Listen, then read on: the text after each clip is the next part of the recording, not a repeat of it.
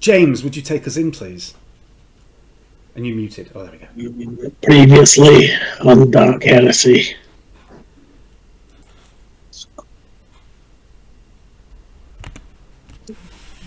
It was time to hunt. It was time to do battle with one of mankind's greatest foes. A creature of the warp, a demon. The beast, Spayr, last seen within the body of a primitive psyker, down in the ravine where the carny folk discard their refuse. And prior to that, Spayr had been in the warp, presumably watching, waiting for a weakening in the veil. A chance to return to this reality. And when the veil parted, near his old meat suit, Seraph, he had taken it. And fled into the darkness, cackling as he went, "See you real soon, my pretty. These words echoed those heard by Siegfried months earlier on Pandora. And Gaius too had heard those words as he caved in the skull of Jock Thaddeus, the serial killer who had been butchering arbiters.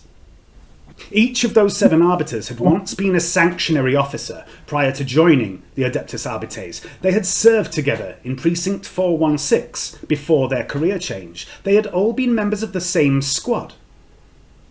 And they had all been found with their flesh carved with strange markings and executed by bolt pistol, their own bolt pistols. The markings upon their flesh were familiar to Gaius. He had seen them before, on the corpse of the man who was the last vessel of Spayr, the one that arrived here on Decilium. Gaius, Corell, Esther and Greta hunted and very nearly captured that man, Thaddeus, using some good old-fashioned law enforcement techniques and some darker knowledge too. Knowledge of things that few outside of the Inquisition know of. Knowledge of numbers and symbols and patterns. The 8-pointed star. Each death was a cardinal point on an unholy compass that spanned the city. But Gaius and his team interrupted Thaddeus' 8th kill. Gaius saved the 8th Arbiter, the 8th member of that old sanctuary squad. At the heart of this profane star, plotted on the map of Decilium City, lay Outpost 414 Beta 30, a sanctuary guard post commanded by one Lieutenant Gormin, who had once been Sergeant Gormin a decade and a half earlier. She had once led a squad of sanctuaries, the same squad of which all 8 victims were a part. Gaius and his team had rushed there to that precinct. They had met with the lieutenant, and she had told Gaius how she had led those men, trained them. She told you of her reputation for forming men and women with wills of iron. She was a woman who suffered no weakness, nor corruption of mind or spirit within her ranks. Many of those she trained went on to become arbiters. She had turned down the offer herself, preferring to stay as a sanctuary, rising through the ranks. It was in her blood, she said. Her father had been sanctuaries. And dismissing his team, Gaius revealed his true identity. Gormin opened up further. She told him how this particular team, this murdered team, had earned its promotion to Arbiter after cracking open an organ harvesting ring, the masterminds of which were high-born spire dwellers. And they had dismantled this organisation from the bottom up, and in the aftermath, a man had come to them. He had shown them a badge. He had thanked them for their service. And he had arranged for the squad to receive promotions, moving them into the Arbiters, so they could continue such work that they surely had a taste for by now. And they had all taken their promotions, but not Gormin. No, she did not wish to become an Arbiter, nor did she wish to join this man's personal entourage. And so instead, this man had arranged for her promotion to lieutenant within the sanctuaries. Was this man's name Geistug? Geistug? Was this man's name Lystug? Asked Gaius Mortalis. The lieutenant simply nodded. And then he had arrived, Jock Thaddeus, the serial killer, and confessed. He told you his tale, that he had been a data adept 15 years ago. He had spent all these years working his way into a position of trust to gain access to forbidden tomes and scrolls. He had once lived in the region where Gormin's squad had purged the organ harvesting ring. She was only 7 years old, he told Gaius. She was caught in the crossfire between the organ gang and the sanctuaries. This was revenge, nothing more. This man chose a path of darkness, the path of chaos, to claim his revenge. But Gaius and his team broke that ritual. And Lieutenant Gormin and the one surviving Arbiter were safe. And with this revelation, the boom, boom, boom of bolt pistols, as throughout the precinct, a number of sanctuaries blew out their own brains with the bolt pistols of those murdered Arbiters, smeared with their former owner's blood. And from the corpses of those men and women came things from beyond. And that was when he said it, in a voice like the whispered promise of slaughter yet to come. Jock Thadatum opened his mouth and said the words, "See you real soon, Mortalis."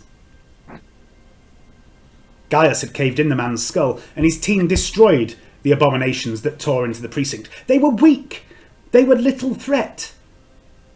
The ritual was incomplete. That was 30 sessions ago, back in May. And then the Herald, down in the dark beneath Gantry, it too had known Gaius's name. "See you real soon, Mortalis," it said as it died.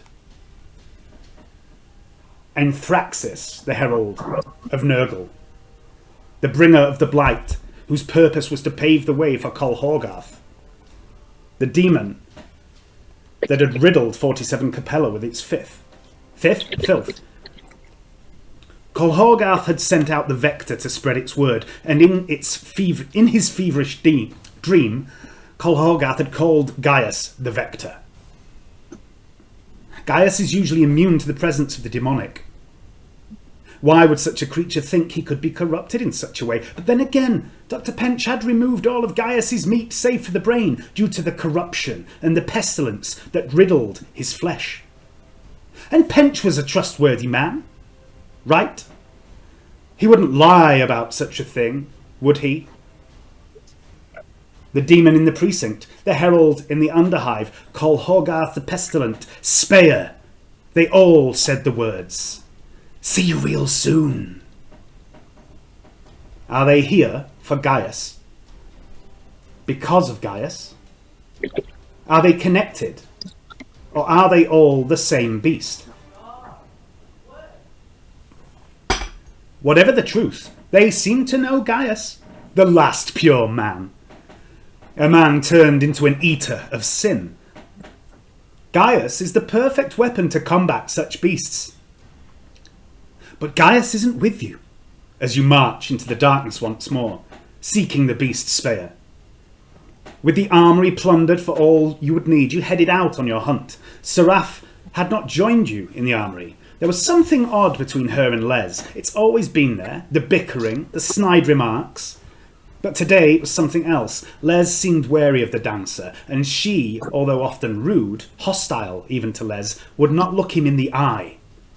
And Les rubbed at the place where his augmetics meet his flesh. Many have asked how Les lost his arms. He is renowned for lying in his answers. Run over by a tank, pulled off by an orc war boss. He has told everyone a different story. Only one person knows the truth. The man who Les considers his best friend. But Gaius isn't here right now. Seraph kept her distance from Slab, excusing herself from the armoury, waiting upstairs. This hunt is personal for her. This is the reason she has returned to the mansion. Hannibal has pledged to help her hunt Spayr in exchange for her assistance with the Beast House, and Hannibal is a consummate hunter of Xenos. But Spayr is no Xenos. Freshly equipped, Zelda met you, performing a rapid-fire, no-nonsense brief of data compiled by herself and Alyssa. There were 4 mass deaths, she said, unexplained and uninvestigated over the last 10 days since Spayr forced himself into this world. She gave you the details, along with some intel collated by Gladstock on the subject of demon hosts and methods of combating such creatures. She briefly mentioned having met Gladstock in the office. She called the interrogator a lovely man, She briefly mentioned the curious movements of the waste storm sweeping over the hive, moving against the wind. And as she ushered you out of the mansion, she gazed upon the painting of Staven Arcturus, the man whom Gladstock and Mesmeron once called master, and, if rumours were true, Mesmeron had once called husband. "Such a handsome man," said Zelda. "No wonder she's so obsessed with him." And then down into the ravine, using Hannibal's climbing gear, Spring was sent for more rope, which Slab promptly hurled down into the ravine, untethered. Spring seemed troubled. She kept glancing back at the big top. What had she seen while looking for the rope? For almost 2 hours you walked through that ravine, until you came to the tunnels, where last Hannibal and Seraph saw the possessed Psyker. Into those tunnels, through the worm cave. There had been people here, coming and going, and something big with huge footprints, like Slab. The ground underfoot was different here, harder, and it rang with your bootsteps like metal beneath your feet, for it was metal. Black metal that reflected no light, and the air felt wrong. Nausea, prickliness, greasiness. The warp was strong here, the veil was weak. A rip in reality opened up, and a man fell into view. He spoke oddly. He babbled about being attacked by some asshole named Nixon, or Nichols, or something like that. Carell fired at him, and the ground beneath the stranger's feet tore open, swallowing the man up again in a flare of purple-green warp light, and as he fell, he locked eyes with Canny. 33? Is that you? Who was that strange man? Where did he come from? Where did he go? Where did he come from? Cotton Eye Joe! Was he a trick? The product of a deranged mind? Whimsically playing a game of which only he knew the rules? Was he some twisted in-joke, funny only to a handful of people? Or was he an illusion conjured by this unnatural place? The black metal is psi-active, or at least has the potential to be.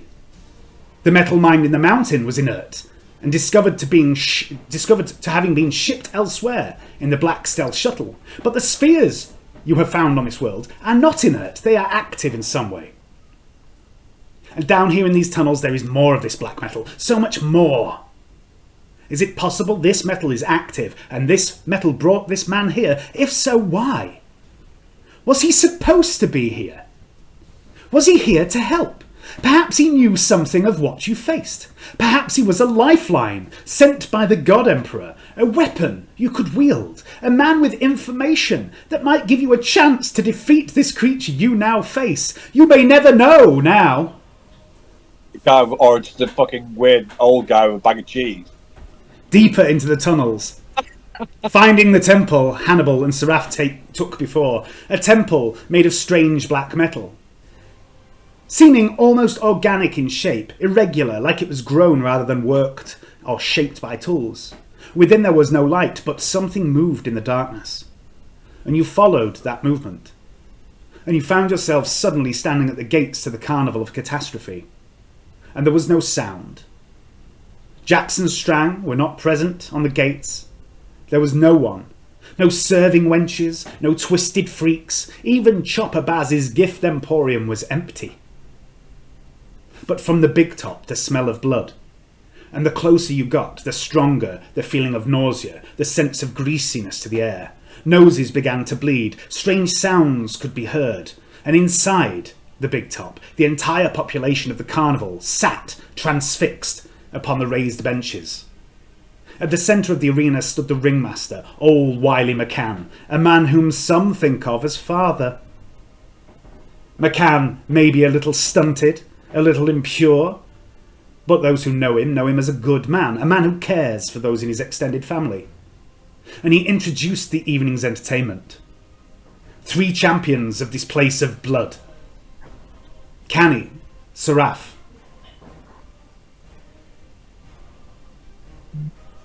and Slab. Sorry, just written something really bizarre there that didn't make any sense. Canny, Seraph, and Slab, and their hangers-on would battle against a new contender for the title of Eternal Champion of the Carnival. And with those words, Wiley split open, his flesh igniting, balefire in his eyes, his hands distending to form claws as he rose up into the air, blood spilling from his eyes, noth and mouth. His flesh twisted, with writhing, screaming faces of the dead. You recognised some of them. And blood began to rain from the ceiling as the creature that was once Wiley McCann drew a breath of exquisite pleasure. The crowd clapped as one, in perfect unison. "Let them go, you fuck!" Seraph bellowed, as rage took her. "Come and make me, my pretty pretty. Oh, such things I will do to you again." And Seraph charged. The power rapier borrowed from Trantius slicing Spayr's form, leaving no mark. Hannibal braced his long rifle on a nearby weapons rack, sighting down the barrel. Ted followed Seraph, swinging the dark hammer he had made in the mountain, missing Spayr by a country mile. Corell, brandishing the power maul he took from the armory, a weapon he has no business wielding, followed suit, lashing out with fury, coming closer to wounding himself than the beast from beyond. It was Canny who scored first blood, barreling into the melee, like a barrel of meat. The cleaver sliced into Spayr with all the pit fighter's might and seemed to do very little damage. That blow would have taken off a man's head, even through layers of armour, but Spayr's form seems wrong, like smoke and jelly. A small splatter of dark blood was Canny's only reward for such a well-struck blow. This demon seems tough. Unnaturally tough, one might say, if only there was a way of reducing the beast's unnatural toughness. Ferinus brought up the heavy stubber, bracing it on a nearby armour stand, mirroring Hannibal. Surely he wasn't going to open up, full auto, on a melee with his colleagues in the line of fire. Ferinus knows better than that. He's a professional soldier. Light, also a professional soldier, scored the second wound, darting forward, unleashing a precise bolt from his rifle, blowing a chunk of meat from the Spayr wily thing, and Eric dropped to the floor, prone, the heavy bolter deployed. All three heavy weapons aiming at the beast. If only Canny, Corell, Seraph and Ted weren't in the way. And then it was the beast's turn, lashing out absent-mindedly with a claw at Seraph, but missing the lithe dancer, and then fixing Light with a gaze that burned with his hatred. Spayr's outstretched hand, splayed like a claw, became a fist, squeezing, and Light gasped in pain, clutching at his chest, turning red as the blood in his veins began to boil. "That hurt," said the beast. And then the world shuddered and flexed, as the corrupting influence of the demon, held at bay until now, rolled out like a shockwave, and the fear took you. Well, some of you. Light, his life flashing before his eyes, began to panic. Spring, yet to act for some strange reason, cowered behind Hannibal and Eric, sighting along his bolter, realising the true horror of the beast he faced. And Ferinus, too, all thoughts of hosing down the area with lead, fled from his mind for a moment. But Canny has done what Canny does best. He has taken something, and he feels no fear. All he feels is the blood rushing through his veins, within his flesh. His blessed flesh. Blood. Blood. Blood. Skulls, Canny. Blood. The rage took him. And Seraph did not flinch. She has dreaded this moment for a long time, but her hatred, her rage, has carried her this day. And with blood flowing from her eyes, down her blue-tinged skin, across the brand on her cheek. The brand, the 8-pointed star, fades, and then bursts back to life, glowing like warp fire, as she screams her vengeance to the gods that are no doubt watching this spectacle unfold. And Slab, like the other two arena champions, Slab was not afraid either, because Slab isn't smart enough to be afraid. But what of the others? What of Corell, Hannibal and Ted? Spayr is more than any of them have faced before. These 3 men should be petrified, but sometimes fate takes the wheel. Sometimes the God Emperor is watching over such people. Maybe he has granted them his boon in their time of need, or perhaps Saint Drusus, the patron saint of this sector, has bestowed his blessing upon them. Or maybe it's something else that guards their mind against Spayr's influence. A game mechanic. Shut up, Johnny! Let us live in a fantasy world! Johnny can't help but wield the spoil. Can't help it. Canny, you are fearless. You have unnatural agility for 2d10 minutes. I don't know if you rolled that. My own rules. My own strike. Doesn't even mean anything. Just a rule. You are frenzied? Yes. If you're giving people potentially plus 100 bonus XP for guessing your thing, can you award Johnny with minus 100 XP every time he interrupts? Oh no, I do that anyway. I also take wounds off him when he's not looking. So yeah, Canny, can you roll 2d10 for me? Because I don't think we did that. That's how long it lasts. It should last the length of this fight, regardless, but just in case it happens afterwards. Frenzy, so you're plus 10 strength, weapon skill, toughness, willpower, minus 20 ballistic skill and intelligence. You must charge when you can. You must all-out attack, but I'm house ruling that you can use dual strike because it makes sense for Canny to be able to do that. Yeah, appreciate that. Do you say 2d10, Dave, for that? 2d10 minutes for your for your unnatural agility. I don't think we resolved Spring's fear either. No, we'll get to that. Don't worry about that. Yeah. Okay, so 9 minutes, Dave. Okay. Right, next, what else have we got? You can't be pinned, you can't be stunned. You must take 1 point of damage. I think I maybe took that off for you. You are also plus 30 initiative, plus 30 agility. Okay. I'd also like you to make a tech use test, please, at minus 30, please, Canny.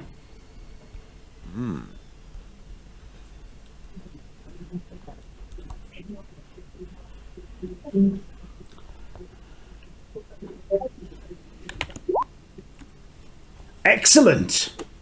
Good start. You'll be pleased to know there is no such thing as a critical failure for these sorts of rolls. Weakness. Hannibal, you are braced. You have burned a fate point. Ted, you have burned a fate point. Carell, you have burned a Just fate getting real point. interference at the minute, guys. I think it's just something to do with the wind. Yeah, it probably is. Slab, you are fearless. Yeah, weak connection. Light, Eric, Ferinus, and Spring all failed the fear test, but Spring has not yet done anything. So I'm going to put us onto the map. Whatever damage Slab did to him last week, you need to add 1 to that because I forgot to do the plus 10 strength from his frenzy. Not a problem. I've lost the map. Where's the map? There it is. No, that's not it. There we go. No, that's also not it. That's it. Right. So, Spring. Alan, would you give me a little roll for Spring, please, for initiative? I don't know how we missed that. Mish money. Mish. Oh, Spring. Full short.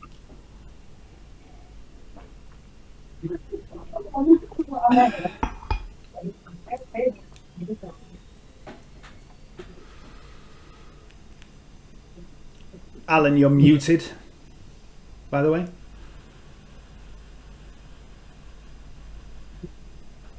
Yeah, she's on double initiative, right?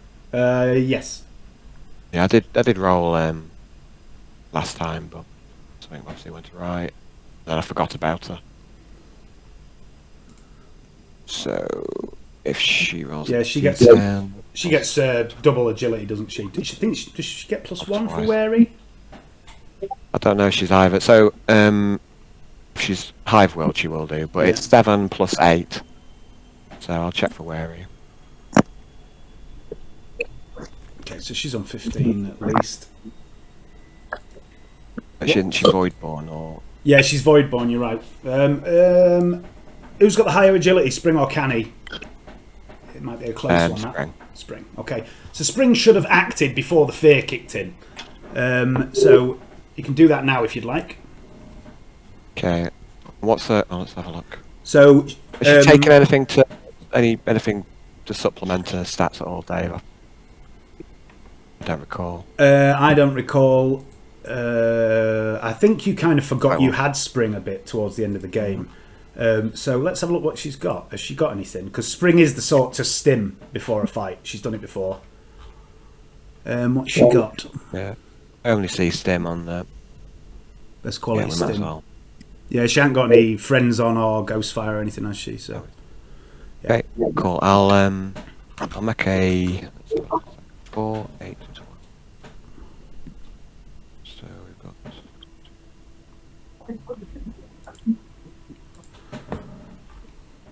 And by the way, there would only be Seraph in combat the time that she takes her turn. She would have gone straight after Okay. Seraph. Yeah, I still don't think she'll shoot into combat. At least I'm getting to a better position first. I'm probably just going to use all of her go on move for the first turn, just to get into a better position to shoot next turn. Yeah, no worries. Okay.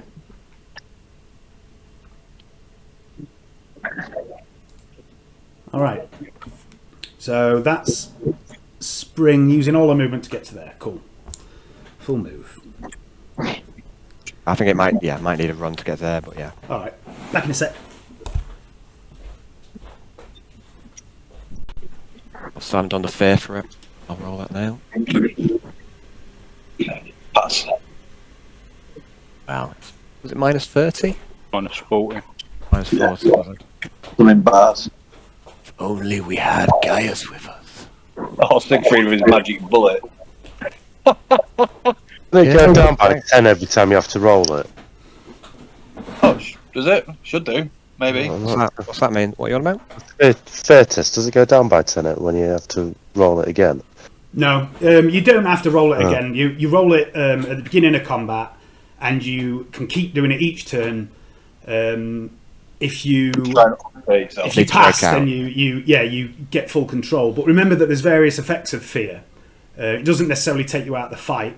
There are things you can do to help you against fear, such as certain chems, certain auras provided by certain people who aren't here. There's a few different things you can do. So speaking of fear, let's resolve some fear, because that would be the end of the turn. Slab took his turn, didn't he, right at the end? Okay, so let's do it in the order I've got it written down here. So Hannibal's fine, Ted's fine, Corell's fine, Slab's fine. It's Light. Light got 7 degrees of failure. What was the what's the willpower above that? That's only 2 degrees of failure. No, that was your opposed test against Spayr. Oh right, yeah. So can I burn a fate point on Light then as well? if you really want to, if you think that's wise, James. Well, 7 degrees is pretty horrific. It is. So there's permanent negative effects with that anyway. I want him becoming a freaky mutant. Pretty bad, yeah. I'll still have 1 left. Not to meta, but maybe if we kill this guy, we'll get a fate point back. Oh! Very did you bold, just? very bold. Oh, did Oh, you just? Oh, you know what happens when you ask for a fate point? Oh, you don't get one. Okay.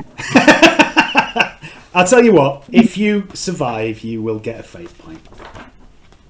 Because it's yeah, that's what I mean. Like, it's better not to suffer the negative, but like we've played before where it's like failed by like a shitload of degrees and just spent the whole fight doing nothing. So, fuck that. It's quite a harsh thing. it's cumulative. Yeah, it is. Yeah, and they've both got a thing of friends on. So I should have just chugged it before we got in.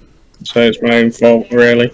It's not good for shooters, mate. It's more for close combat guys. Oh yeah, you good have, all that, point. you have to move and all that attack, so it's not really a Yeah, but then it's just going to sit there just having to deal with fear anyway. Yeah, but it's better than fear. Yeah. Yeah, I guess Is so. it? Well, potentially. Is it though? Potentially.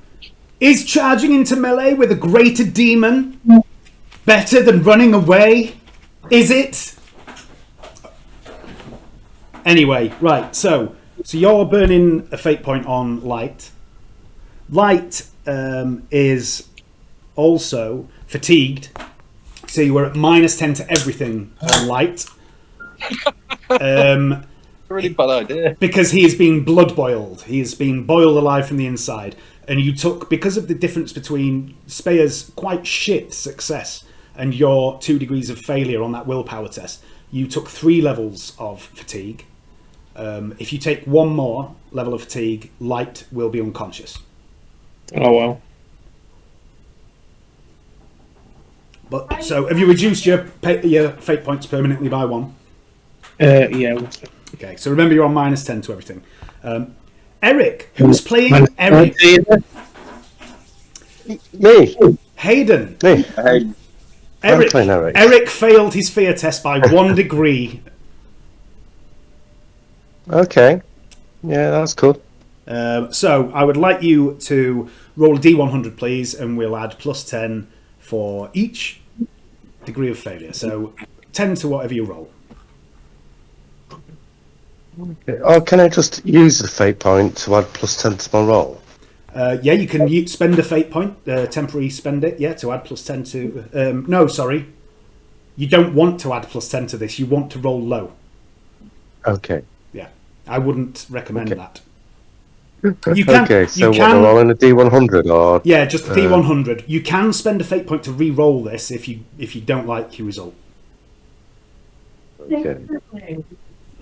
I'm going 61.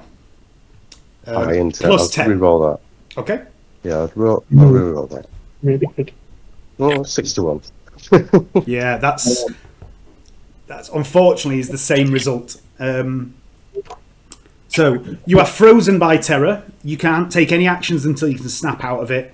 And after you snap out of it, you'll be at -10 for the rest of the encounter.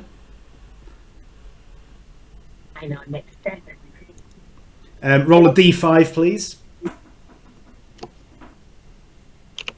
Oh, you got it. It doesn't do D5s, does it? So It can in the chat if you do /R space D5. yeah. D5 is not a very common one.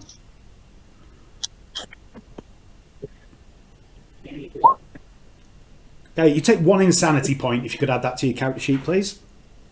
Yep. Okay, so Insanity. you're still frozen, so each turn you need to make that same really, really difficult willpower test. One thing I will say is that you were all smart enough to recognise the signs of fear and terror, and also that you can try and help snap people out of this. Get creative, try and do things. You can try and help other people break out of the fear if you want to.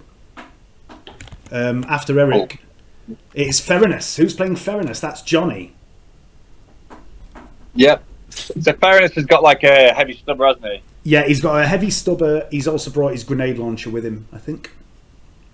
He's got a bolter as well, I think. Yeah, he hasn't didn't bring all 3. He brought 2 of them. I can't remember which 2 you said. Yeah. Okay, it's dangerous firing in close combat, but we're all going to die anyway. So I tell you it what, doesn't matter. I can't remember which 2 weapons you said. So we know you've got the heavy stubber. So you can choose. You can have the heavy bolter, or the bolter or the grenade launcher. Oh, you took the grenade launcher because you took the bolter and the grenade launcher. Yeah. I remember now. Barrel. Oh. It's Robot Johnny. He was asking.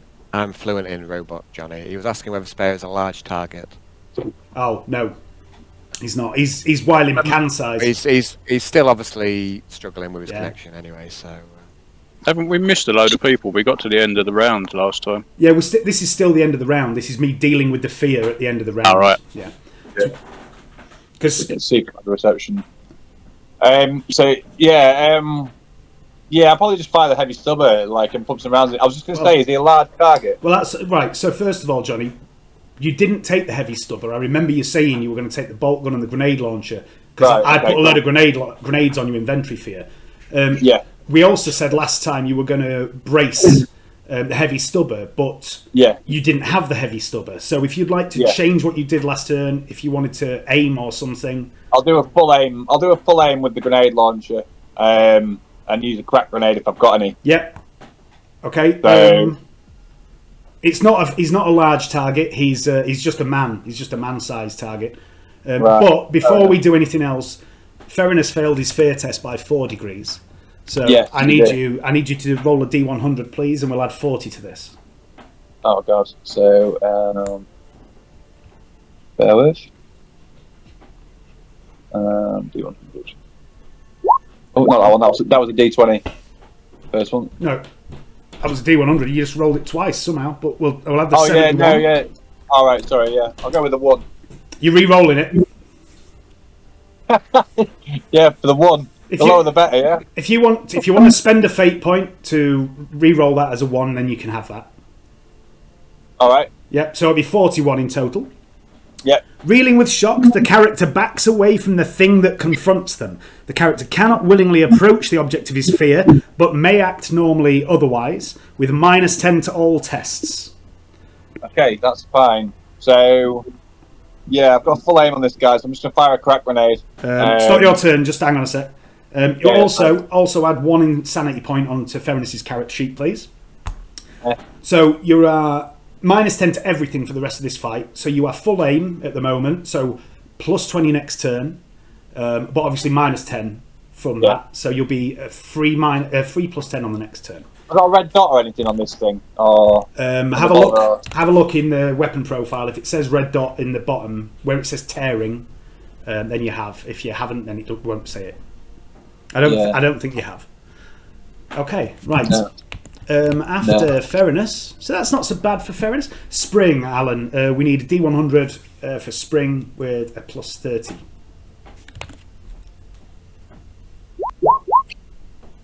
So yeah, 75 then. I'll keep that. Okay. So also frozen. No actions until you snap out of it. -10 when you do. D5 insanity points, please.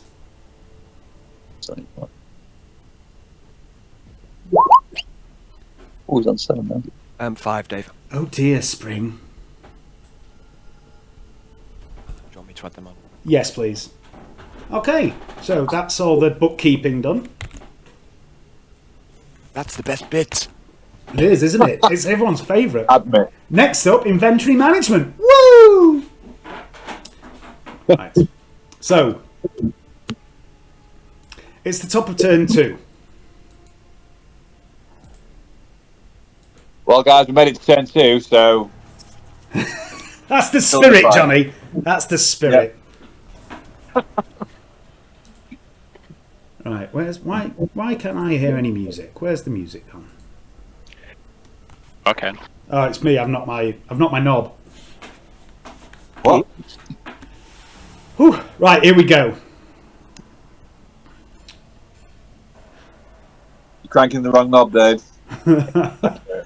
It's the I top know of you're turn trying to 2. kill us all, but you know, if I'm you're doing not, it too that's much. not true. I am not excited to kill you all at all. Who had control of Seraph? Oh, that's you, isn't it, Hayden? Yeah. I haven't played it yet. Yeah. So it's turn 2, Do you hear my Hayden. Trump? No, it's turn 2. The Let's run it out. first turn, Seraph, you were asleep. The first turn, Seraph charged in. She slashed with the power rapier on a charge, and she hit Spayr. She cut him, but it seemed to not really do anything. So it's your turn, Seraph. Okay, can you enable me to see with either of these characters? Because at the moment my screen's black. Is it now? It is. Oh, well, let's see what I can do about that. Thanks. And in the meantime, I'm going to do the triple attack with lightning attack, 3 attacks for full action. Right, before you do, so lightning. What the fuck is going on here? Hang on a sec. There we go. Seraph should be able to see now, and Eric should as well. Ah, yes, I can see. Right, so lightning attack is because she's got dual weapon wielder, blah blah blah blah, all that shit. She can do, excuse me, 3 attacks with one weapon and 1 with the other, or 2 attacks with one and 2 with the other. And it's up to you how you do that. But it has to be split one of those 2 ways. Okay. Well, let's see. She's got a power rapier, hasn't she? She has, yeah. Melee weapons, lathe blades. No, so currently she's armed with. She's armed with the power rapier. She's also armed with the. Is it the cursed blade? Is it called? It's polished cursed blade. Yeah. It was a rusty cursed blade. It's now been polished, courtesy of Les. Yeah, she's left the lathe blades at home. So both +10 weapon skill. They were really good. It's So the cursed blade has +10 weapon skill. They both have +10 to parry because they're balanced. On a successful wound, the cursed blade can cause corruption points to Seraph, but it won't really matter against Spayr, so don't worry about that. The power rapier obviously is a power weapon. It's got the razor sharp quality, which I think means it must do a minimum amount of damage.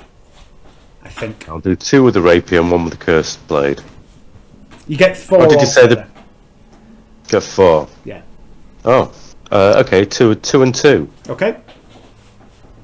Okay, we'll do the cursed blade first. Any pluses or minuses to this? So with the lightning attack, you don't get a plus or a minus, but you are ganging up on Spayr quite heavily, so you get a +20 for that. Okay, so this is with the cursed weapon first. I'll do that. Okay. So +20, and I'll do the next one without knowing what it does. So can't be asked to look just yet. Yep. And then I'll do the 2 just straight afterwards because it's more simple one on the screen. And these are the rapier on the second 2, and then I'll have a look what I've got. What's going on? Seraph, stop this. You don't hit. Seraph also has a talent called Blade Master. She gets to reroll 1 attack per turn. Oh, okay, if I have to. You don't have to.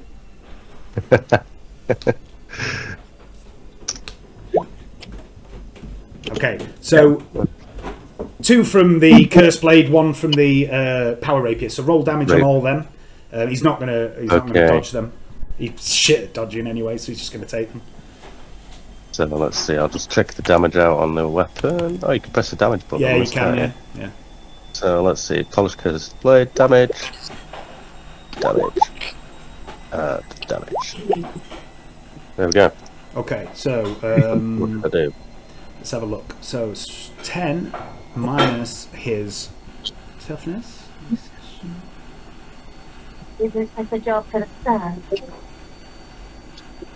So 1 wound from the first hit. The second one doesn't do anything, unfortunately. He absorbs that. It's a bit better than the first attack. And I've just got to check the wording on Razor Sharp. I think it does a minimum amount of damage. I can't remember. Hang on.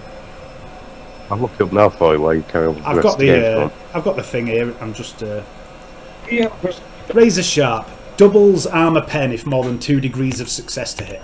So it would have done that, I think, but it doesn't really matter because Spayr doesn't have any armor. So never mind.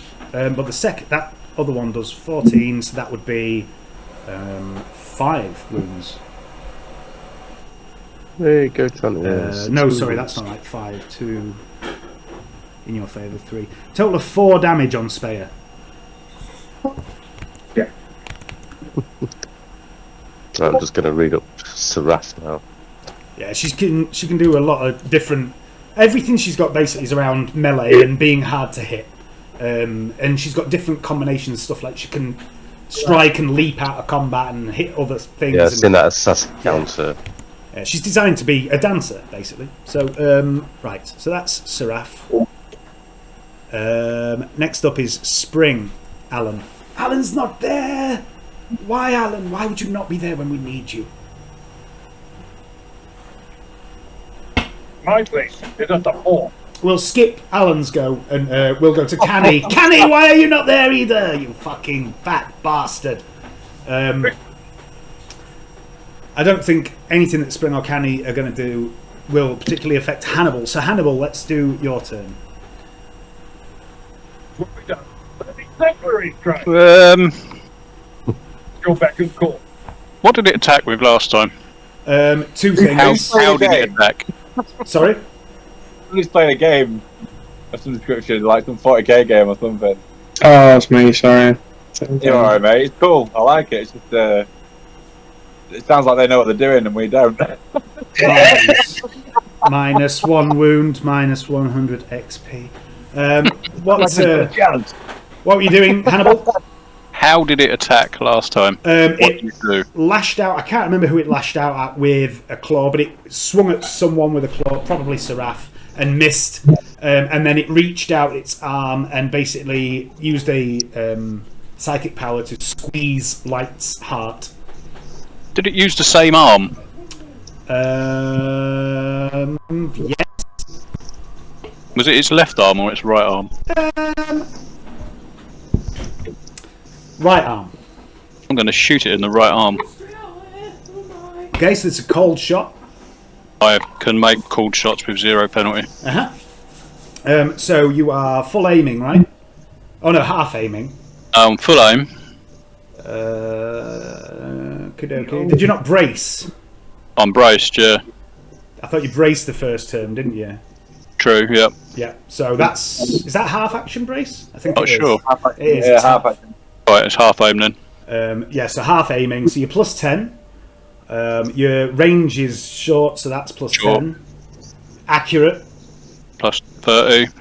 Single shot, plus 40. Red dot, into combat. plus 50. Firing into combat, minus 20 is plus 30. Yeah. Don't miss by just 20, will you? We'll come back to you, Alan. I skipped you because you weren't there, and I didn't know what happened to you. I thought you just shrunk into a tiny Alan. You were stuck on your chair. I shall re-roll it. Barrel around. Oof. I was stuffing my Good face, start. and followed by having a wee. I'm sorry, it's not as exciting. You're right. I'm disappointed. I thought better of you. Spayr. There are people out there that would consider that more exciting. Al, that you were saying, we. I must admit, I'm quite excited about this garlic bread. I've got to be honest. I will use another fate point to give that another degree of success. Okay. Spayr, who isn't even facing you, is facing Slab. His head spins 180 degrees round and looks straight at you as you fire this shot. And his body seems to blur and shift sideways. And he...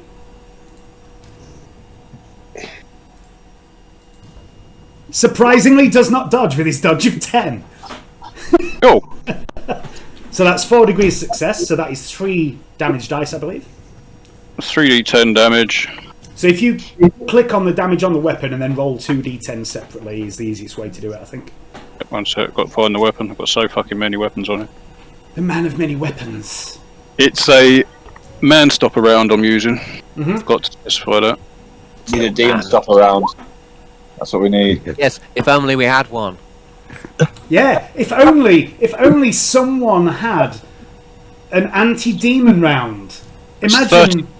Well, if somebody hadn't orchestrated his crash in a fucking... Oh, you know what? That's typical, innit? He's got 2 10s, but neither of them are on the first one.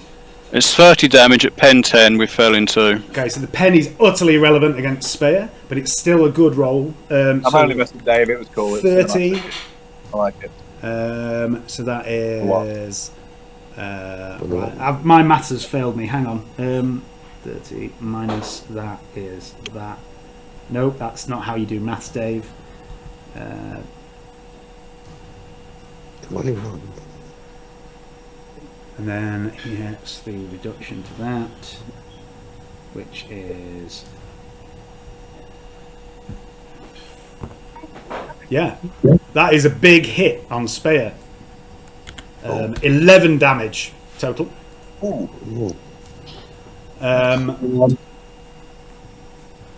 There is this deafening boom from Hannibal's acquired hunting rifle taken from Paolo Hampton. His big, it's basically his elephant gun. Oh. And Spayr is visibly rocked by this shot, and you see the fury build in Spayr as he realises you might have the potential to kill him. We'll go back in time now. Spring. Okay, so I'll make is it like a breakout of fear roll? Yes, please. Minus... That. The willpower, presumably. Yeah, and it's minus 40. What, to actually break out of the fear? Oh no. Yep. Oh no! That's not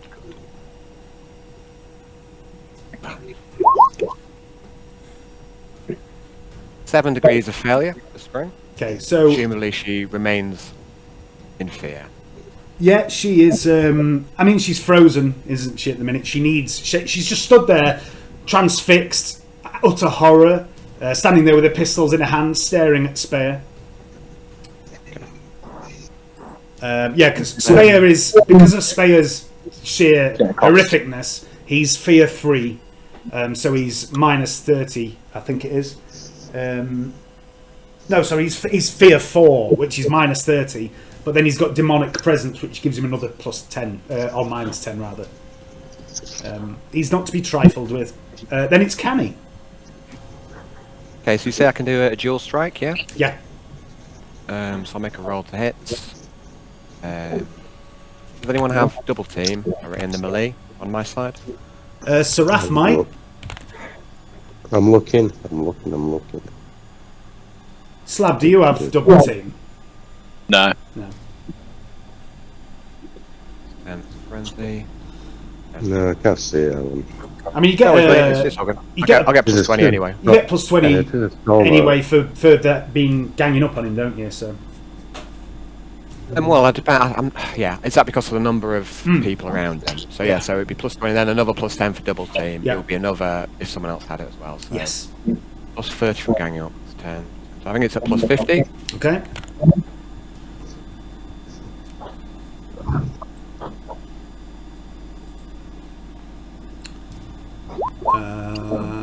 Okay. Is that it? Just a second. I would like to parry.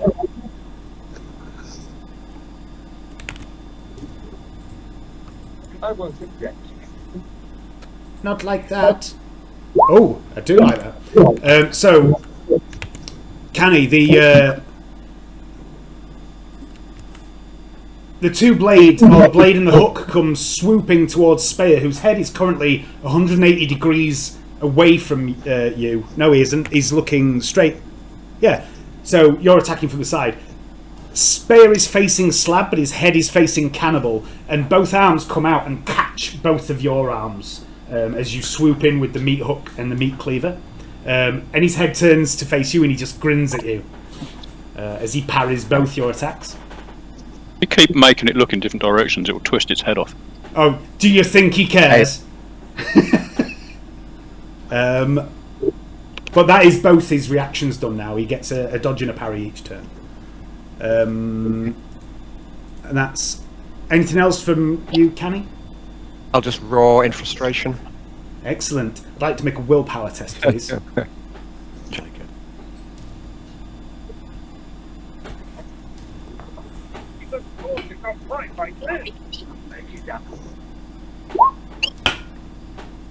Fail.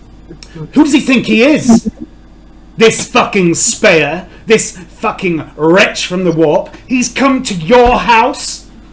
He's hurting your friends. He's in your dad's body. How did he get in there? Let's not dwell on that bit. But it angers you, Canny. It angers you. And I'm going to send you a message on Facebook. Sure, that's a good thing.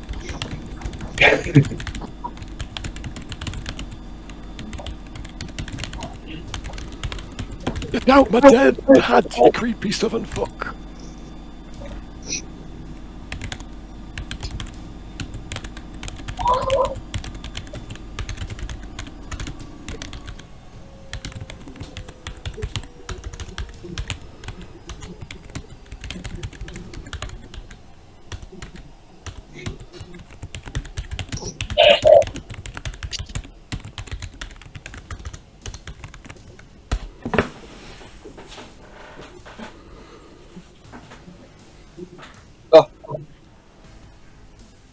out, sorry.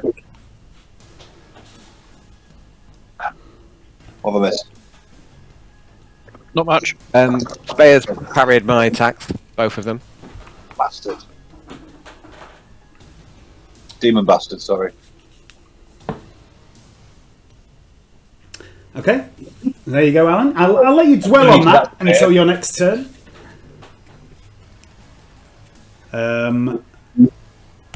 Next up, it's the wee Scottish dwarf, Ted. I'm off to get a beer. You bastard. I'm gonna shoot up the friend zone. Nice.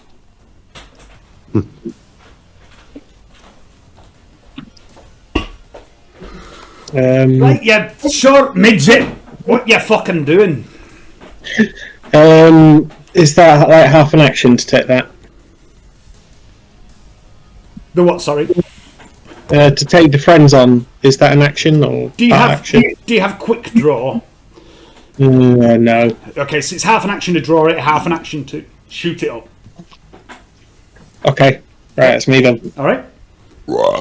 Ladies and gentlemen, James Brown's fastest ever turn in a role-playing game. Pretty quick in Hayden's game as well. He was pretty quick. He was. Yeah. Fair play, mate. Hayden was pushing you. I felt a bit sorry for you. He was everyone. like, no, hit him again, James. You can hit him again. Do it now. Oh, fucking hell, all right, Hayden, calm down. Walker. He went all disciplinarian, didn't he? I was like, oh, fucking hell, I've never seen that side of Hayden before. I'm just a bit envious, Dave. I can't pull the same manoeuvre. I know. We don't have the control. We can't. Well, we can't get away with it. Can These we? people We could don't do that. respect us, Alan. That's the problem. We need to teach them a lesson. Don't fear us.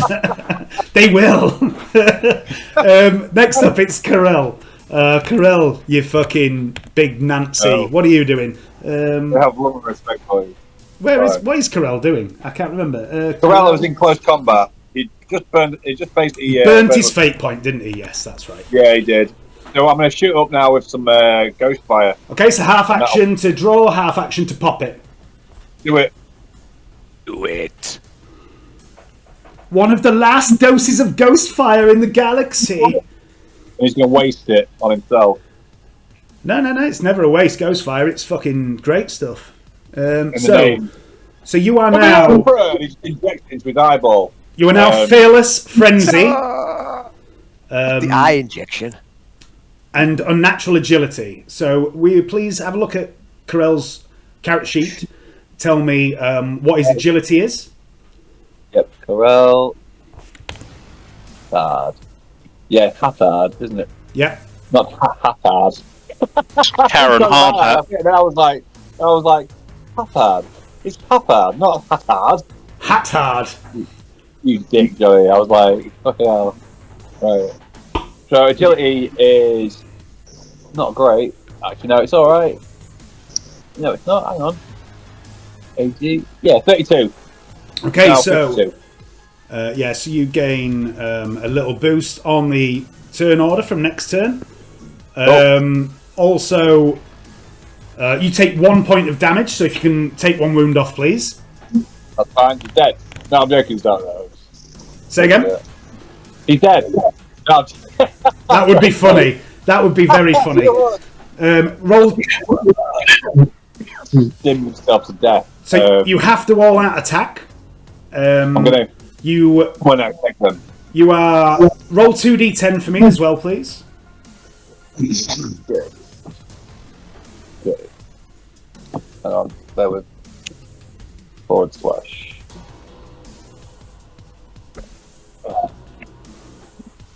2, 3, 10.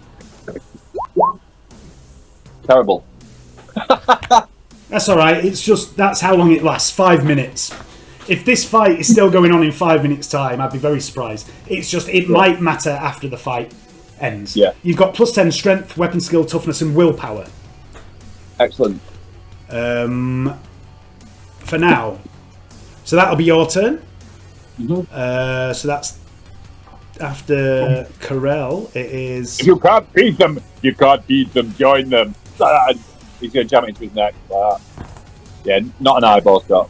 the neck. Fairness, you are aiming with the bolt gun.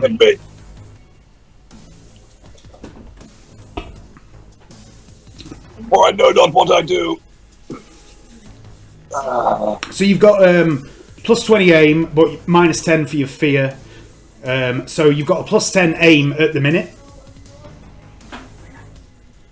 That fucking weather, I tell you, sorry, it's like battering my garage. It's really windy here. I can hear my house creaking. Awful. What are you doing, Johnny? Right, so who am I now? Am I... Fairness. Fairness. I'm going to fire the crack grenade. It's half aimed already.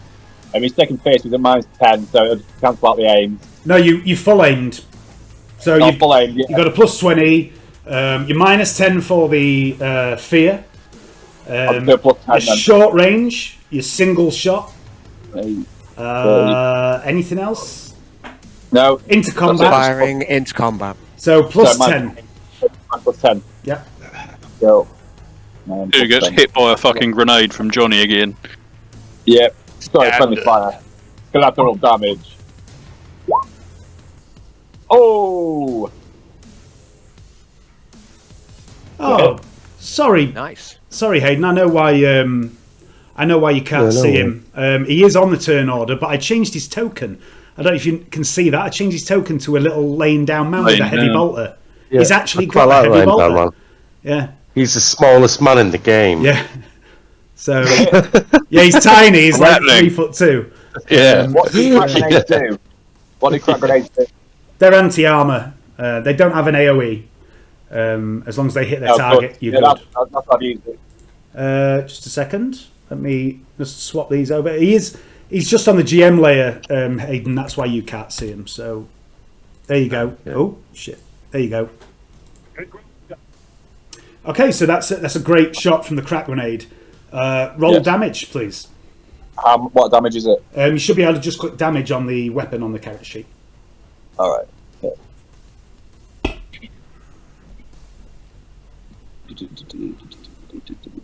Hang on a second. Oh yeah. Oh, I'm on the wrong character. That's why. Sorry, give me. Fairness.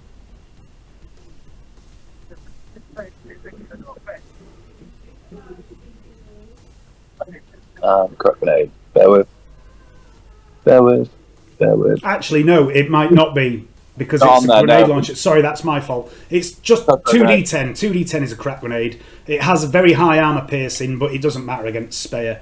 But yeah, roll 2d10. You can only crit on the first dice. I think crack's 2d10, isn't it? 2. So that's completely my fault. I forgot that grenade launchers are dependent on the grenade. Hey. Why didn't you all correct me? Why don't you know these things? 2d10 plus 4. 10 plus 4. Yeah. Excuse me. Very windy tonight. Oh, not letting me. // space 2d10 plus 4. 2, 3, Without the full stop, and you'd have got there. 4. Cool. Oh, that was me type that in. Oh, sorry. Oh! Not let me do it. Unrecognised command. I'll just roll 2d10 from the thing. That would be just. Yep, that's fine. That was d10. And then the other one. 6. Okay. Plus So 4. that's 12. 17. That's 9. So that's right. 10. Strange, it worked for me. 17. Plus 4. Minus his toughness. 17. With the plus 4. Minus his toughness is that. Divided by 2 is that.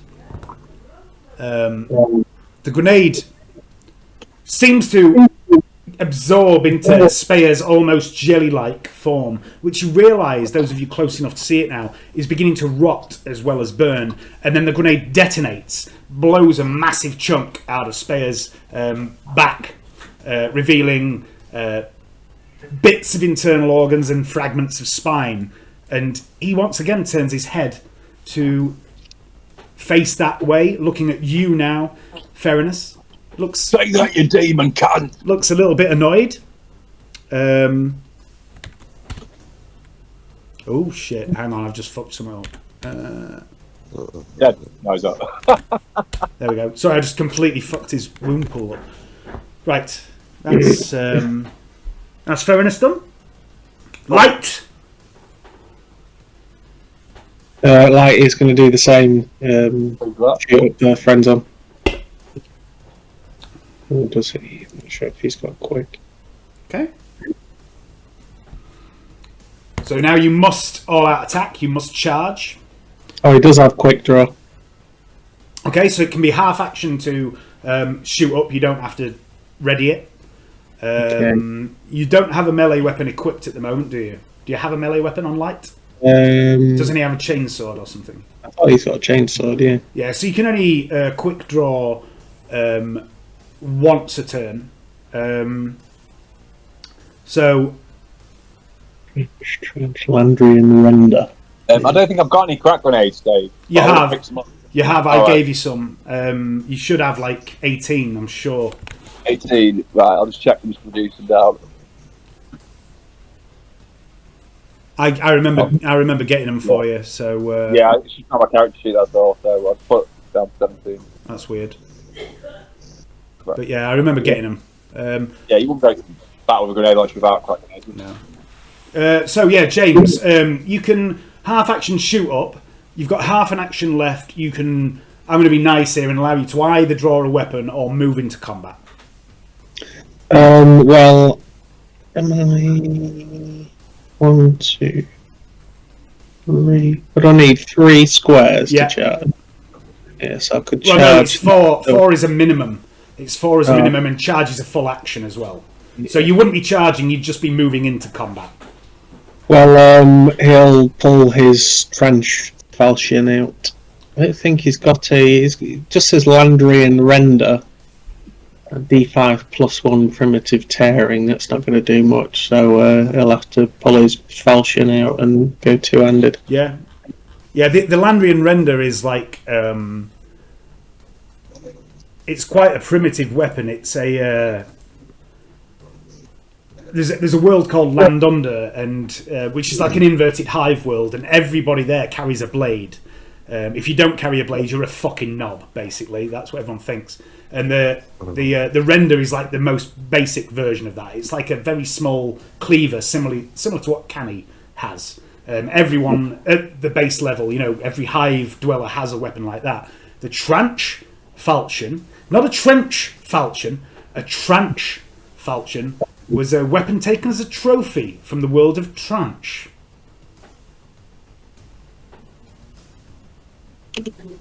Well, stab him with the trophy weapon then. It's a good weapon, to be fair. So you're drawing your falchion. Yeah, that's his go. Okie dokie. Next up, we've got old Eric, who's laying down, chilling out a bit. Crying into his hands from fear. Yeah. I can't look at it. His head down, crying. Eric can try and snap out of it with a -40 willpower test. No, minus 40 willpower. He's only got 28, I think. I still need you to roll it just in case you get a critical failure. What? Oh, okay. For the lols,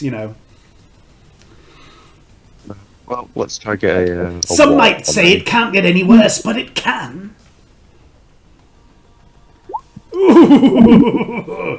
No, he's Eric's still just fucking there, spazzing out. El Diablo! Yes, I like that. Well done. Plus 10 RP XP for casual racism.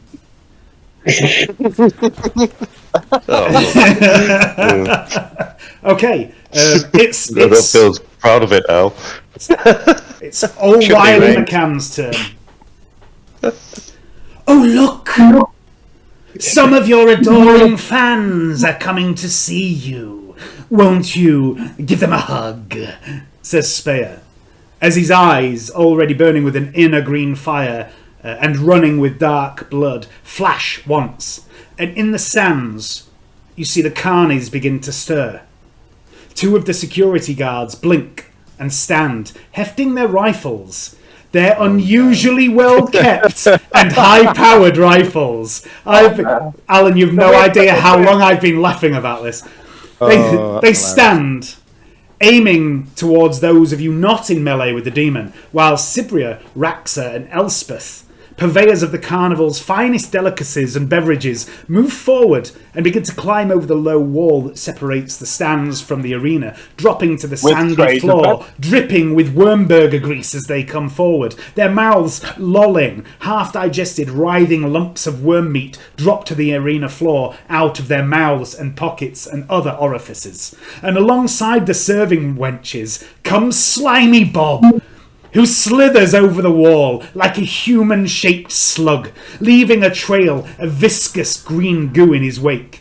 And finally, a man you've never met before, a man dressed in filthy robes, bearing symbols of the ecclesiarchy upon them. Tattooed on his head is an aquila, and he moans and weeps and sobs, a look of shame upon his face as he too climbs the wall, repeating his twisted prayers as he advances. Blessed be they who turn their backs upon the corpse god, that wretched excuse for a man, hiding behind his impenetrable doors, his arse worn smooth by the ages.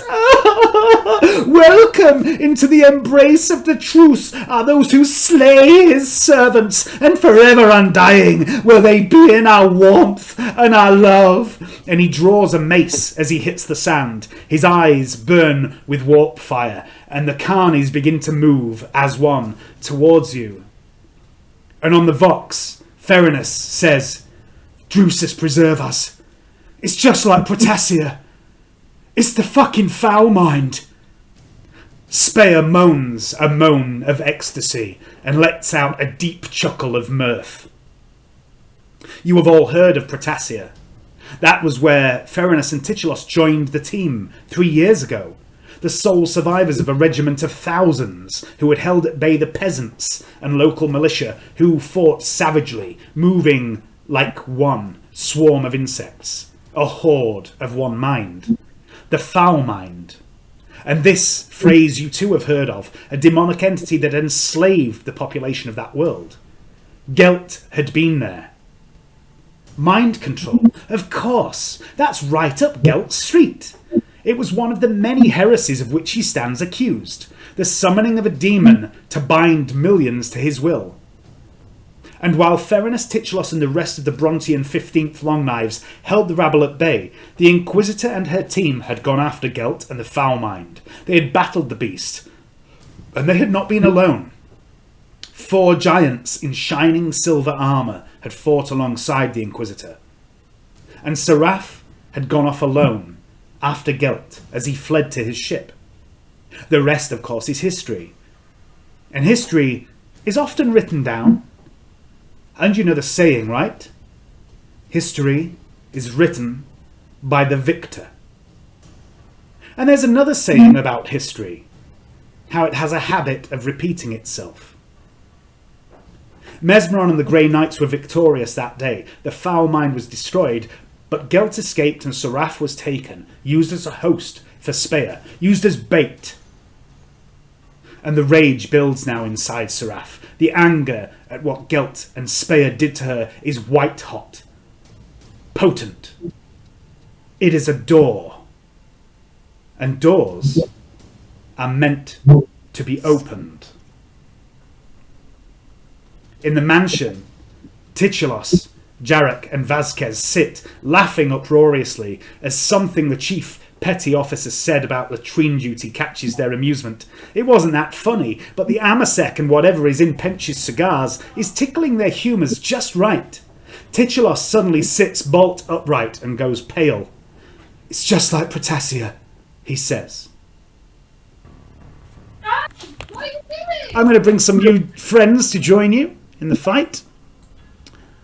Slimy Bob slithers over the wall. He stops about there. The Carney Muscle also make it to about there. And the ladies, oh yeah, they get over here. And then this guy with the mace. And that is the end of their turn. But meanwhile, it's Spayr's turn. Spayr. Hello? Is that guy with the mace a small child? No, he's just a very small token, and I don't really know why. Spayr is going to... what's Spayr going to do? Times are hard. It's all men and boys these days, mate.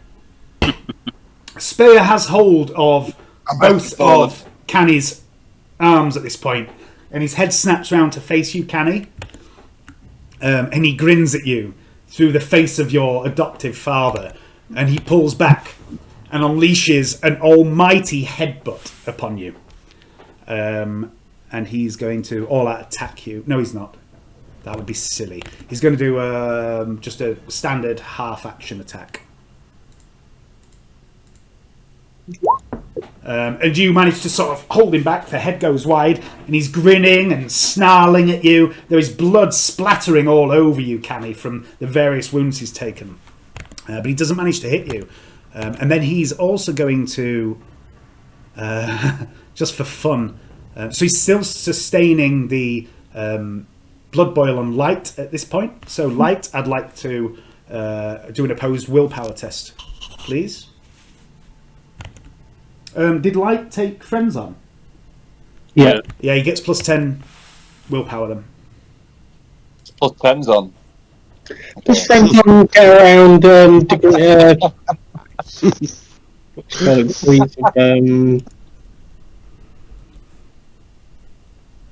fatigue. What's up, sorry?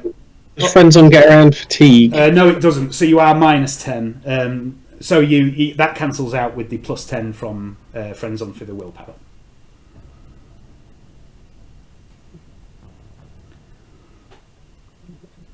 It's tons on. Pretty good, that, wasn't it? I liked it. Yeah, that's what tons on. As predicted, Johnny makes puns. Okay, so that's Right, what I do? total of May as well re-roll that, Dave. Okay. With a point. all right, cool. Nah. All right, so that is a total of 9 degrees of failure. Light. Okay. All right, so Light takes 1 more degree of fatigue and passes out. And then takes another 8. Wait. For each level of damage beyond those that the target can take, deals 5 damage. So Light takes 40 damage. That is toast, man. Surely. You what, sorry? Surely is dead from that, man. I would say so. Yeah. So should damage equal the target's wounds, their heart and brain explodes, showering gore around. Light explodes. However, if you would like to burn a fate point, he will just be on 0 wounds and unconscious. Yeah, I'll have to do that. That's his last fate point. Light is out of the fight. Lights out. Just too quick, Johnny. Too quick. Yep. Bravo. There's no hesitation, mate. No hesitation.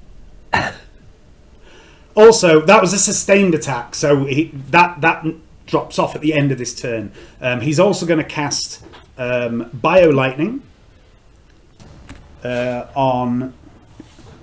who did the most damage over there at Hannibal and Theranos? It's Hannibal, wasn't it, I think? Yeah. He's going to cast Bio Lightning on Hannibal. And he's gonna roll it at full power because he's Spayr. That goes off. There's a 9 in there.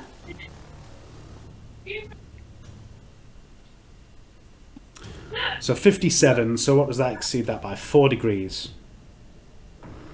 So Hannibal, you take 17 willpower damage. No, that's wrong. You take 17 wounds, but reduce it by your toughness.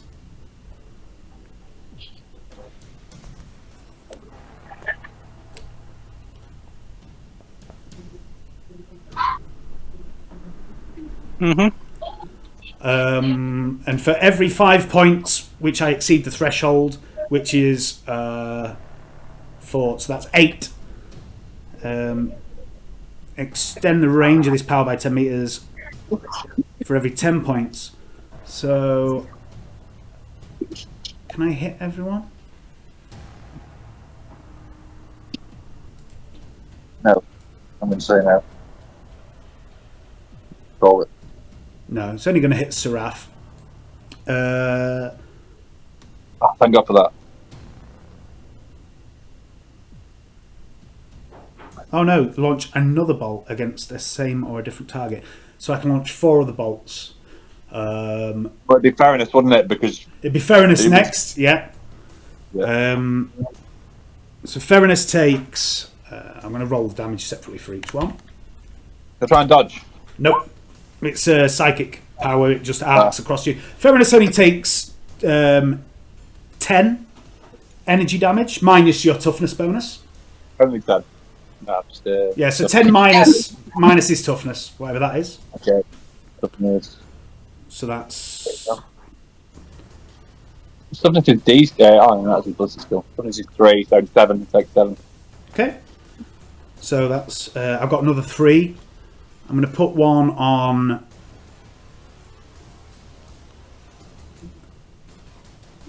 Who's threatening? Canny, Slab, and Corel. So Canny, 10 minus your toughness bonus. Oh, it's actually pretty fucking tough. Like, you know, he's got a lot of wounds bonus. Slab, you take that's 16 minus your toughness bonus. You get toughness from Ghostfire or not, Dave? Yes. He's up from Friends On. Sorry, from Friends On you do. You don't from Ghostfire. Has Carol been hit? Yeah, Carol's the third and final one. Okay. So that is 14 minus his toughness bonus. And Friends On. Yeah, so that's another 1 to his toughness bonus. Okay, so... It's not any good, so toughness is 3, 4, 10 minus 4, 6. It's 6. Oof. 6 minus 4. Okay, cool. Okay, and that's Spayr's turn. Oof. And then it's Slab. The nasty bastard. Gonna chop him. Radio? All out attack. Yep, so plus 30 for the all-out attack, plus 20 for ganging up.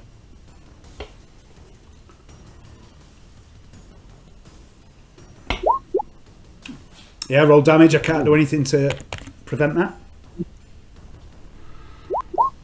15. Okay. Minus his toughness. 7. So another 4 damage to Spayr. And you see his form is beginning to break up now. He seems like he's starting to become unstable. Bits of him seem to be melting and dripping off in thick ribbons of goo. Anything else, Slab? Nope. Recording? Okay. Turn 3. Seraph. Yep, I'm on it. I'm gonna do the same as that time. So what's that for ganging up? Okay, so lightning attack is minus 10, but she gets... let me think about this. She gets plus 10 for the Curse Blade, but she doesn't get it for the Rapier, but she gets plus 20 for ganging up. So that would be... the Curse Blade is plus 20. The Rapier is plus 10. Alright, I'll do 3 attacks with the Curse Blade and 1 attack with the Rapier. Okay. Okay. Here we go. Oops, sorry. Rolled straight past it. So plus 20 for the Cursed.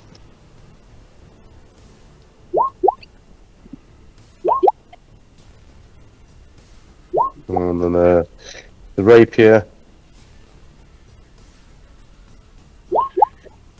And then, how many did I get? Oh my goodness. Not too shoddy. I'll re-roll the Curse weapon at the top. That's a good idea, because that's a critical failure.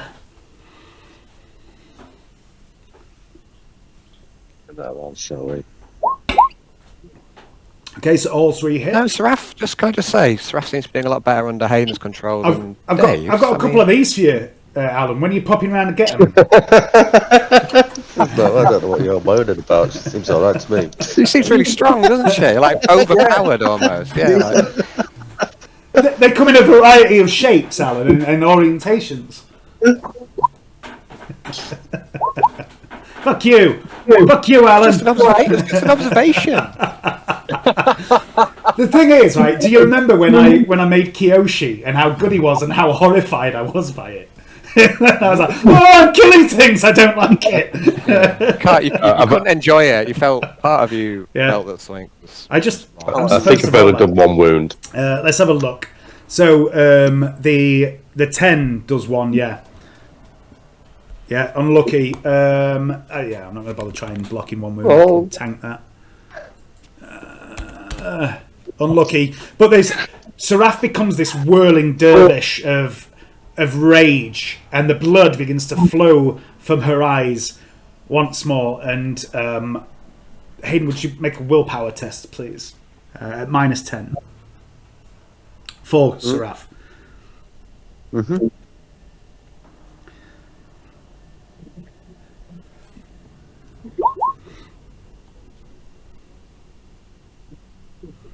No?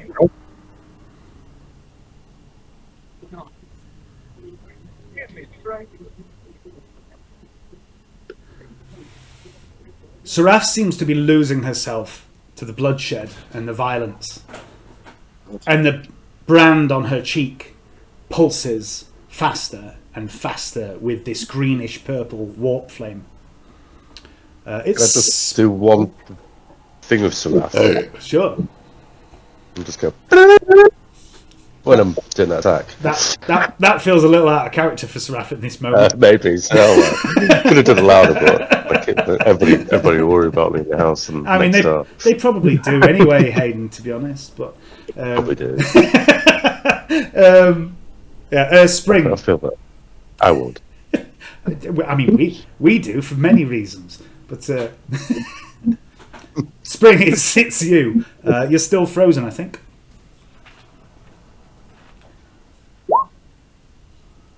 $90, Dave, or rather, yeah, plus 40 on that, isn't there? Yeah, so Spring is still frozen. Canny. I'd like to look to Seraph, suddenly lucid, and go, Where's Gaius? Needs to be here. She looks at you through the melee briefly and goes, "We don't need Gaius here." And it's not her voice that is speaking. Oh no. I had a feeling this would happen last session. I'll send you a message. We have to kill Seraph as well. Oh well. If we can. Oh no, Seraph under Hayden's command. Oh no! The ultimate evil. Yeah, I'm sending you a message, Dave.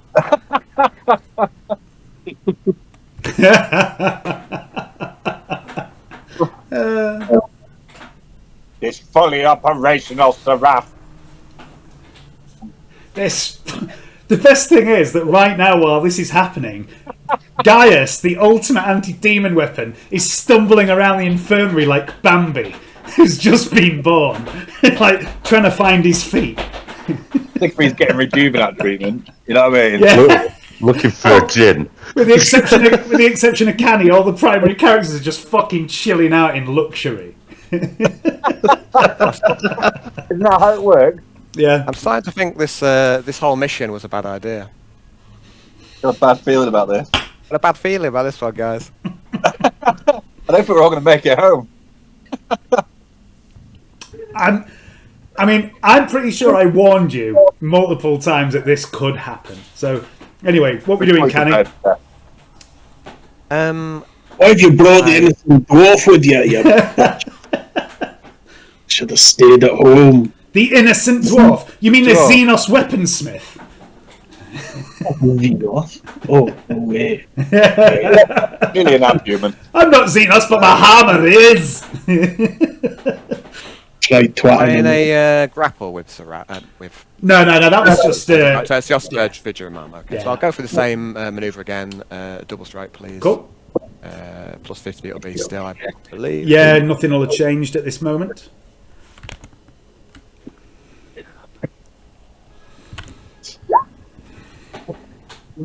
Yeah, that's a hit. Okay, I'm going to try and parry you again. With my hands.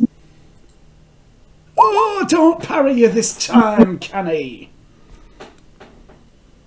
Okay. That's 2 hits. Yep, so roll damage for each weapon.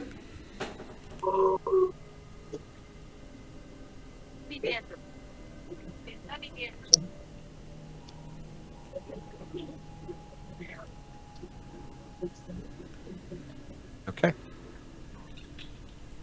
Have you rolled that? I can't see it. No, we're just working out what I need to do. Right, So okay. with the cleaver Apologies. and with the meat hook.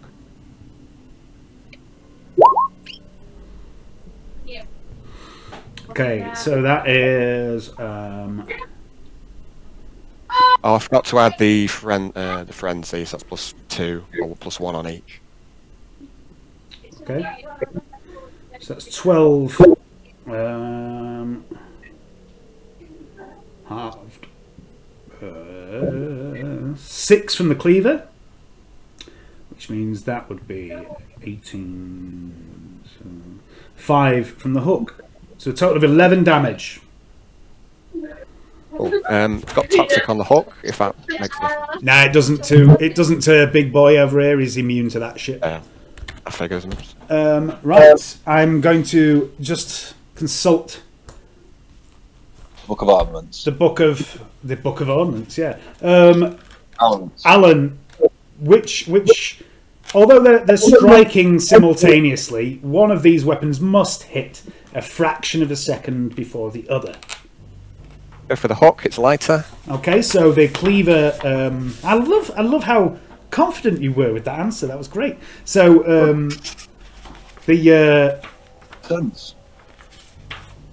the cleaver is the second weapon to hit, and you hit him in the head.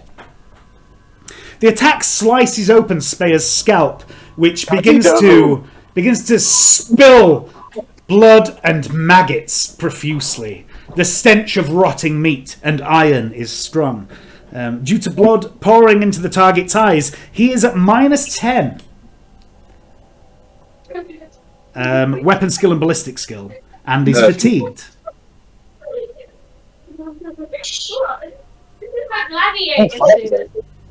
But he is a demon, so he's immune to fatigue. But he is at -10 weapon skill and ballistic skill. You have done critical damage to Jon Spayr.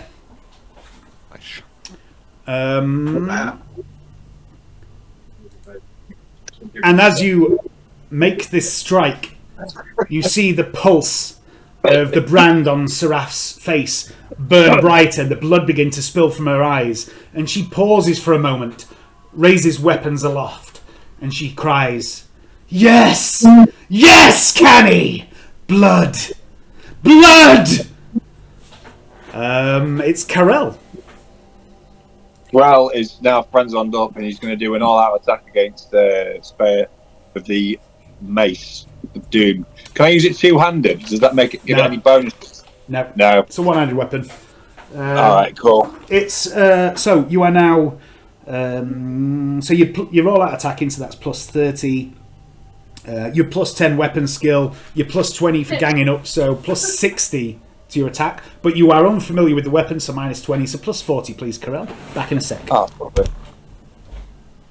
Lovely. Plus 40. Have for the Emperor! Misses on 100. Hits himself in the face. Good roll. Oh, yes. Nice. Nice. All right. Cheers! What's happened? Okay. Roll damage, please. I don't think I've got it on his character sheet. I'll have it. Say again, Johnny. I don't think I've got it on his character sheet. Yeah, if you on the weapon. Oh, have you not got the power No. roll?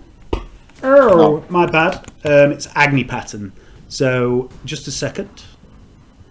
That's entirely my fault. Alright.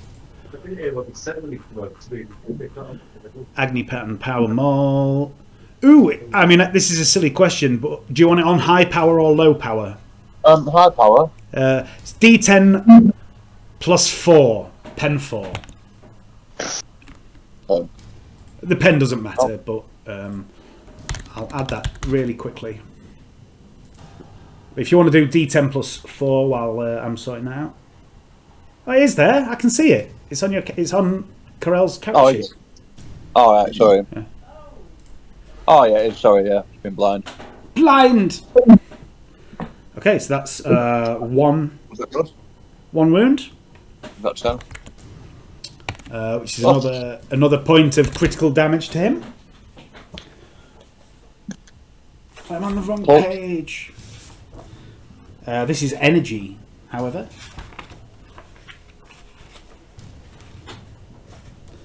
Where did you hit him? In the 91s! Ooh! Leg in it. Ooh! In the 91s!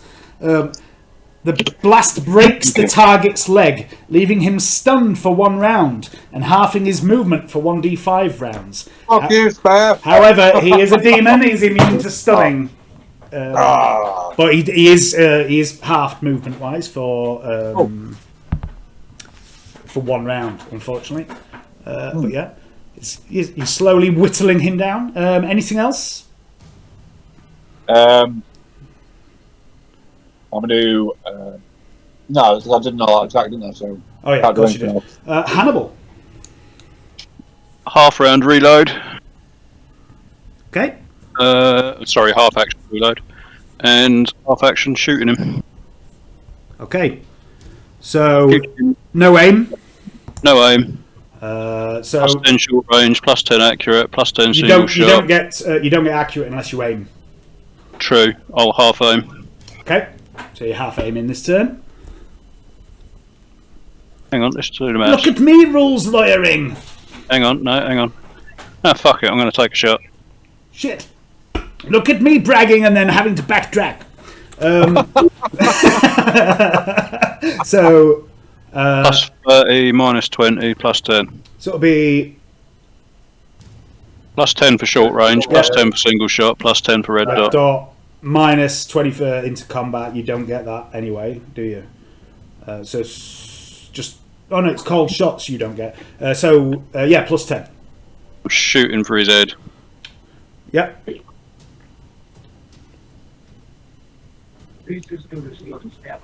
He's going to dodge. He's going to use his really, really powerful super demon powered dodge. Brace yourselves. Ooh, oh, yahoo!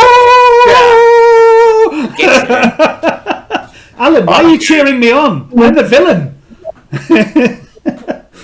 The answer to that is obvious, Dave. Well, yeah, it is to me. I too. That's on you, but because he hit you in the leg, would that remove your ability to dodge effectively? No, he's not even standing up. He's floating about 6 inches off the ground. Right, yeah. Fair enough. So, Hannibal, the round is perfect. It's a perfect shot. It's going straight for his head. But his head, which seems to be twisting this way and that, depending on who damages him, just suddenly seems to... It's almost like it comes away from the neck moves to one side and the round passes by this smoky jelly form of Wiley McCann. Yeah, that's good. Hi, Ted.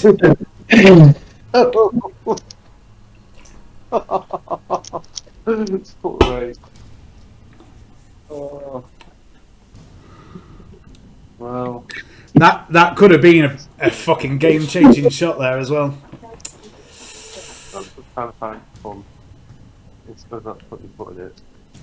What you doing, Ted? You wee dwarven little shit with your Xenos hammer and your high morals. That's just what days possible.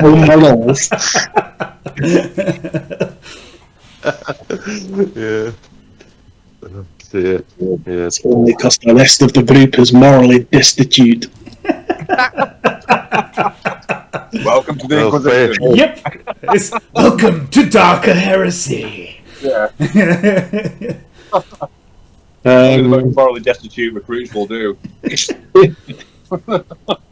You're on the team.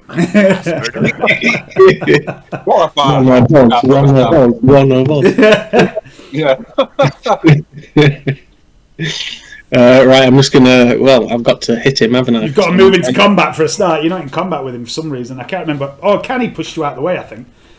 What? In the first turn. You're not in melee with old Wiley, are you? You're like over there, look.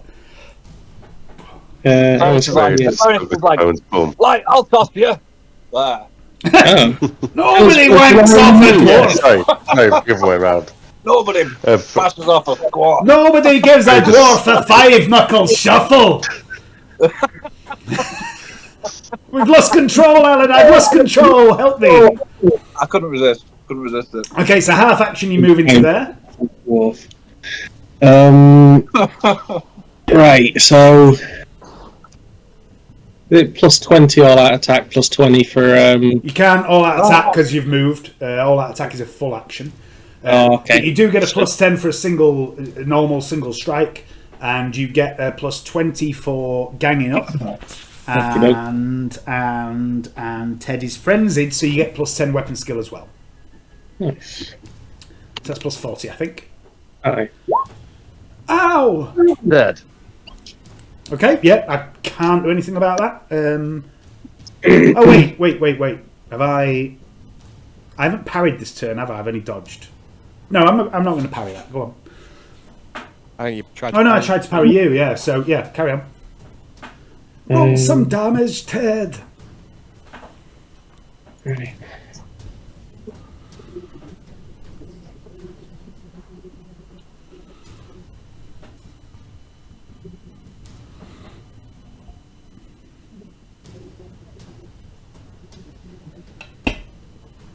Ooh. That's no,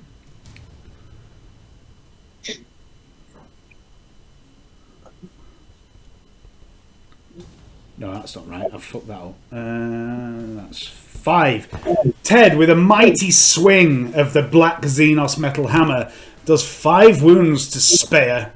No, it's my percussion mallet. Oh, is that your percussion mallet? Oh, sorry. It doesn't really matter at this point. But that's where did you hit him? In the 14s. That's a headshot. Is that explosive damage? Or is it impact? Energy. It's IP. The black metal great hammer's impact, and the percussion mallet, I think, is just says E. Energy. Energy. 14's right arm, though. But it's a bit like a power weapon, not quite a power weapon.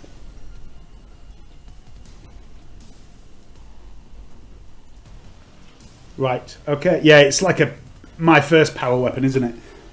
Yeah. So.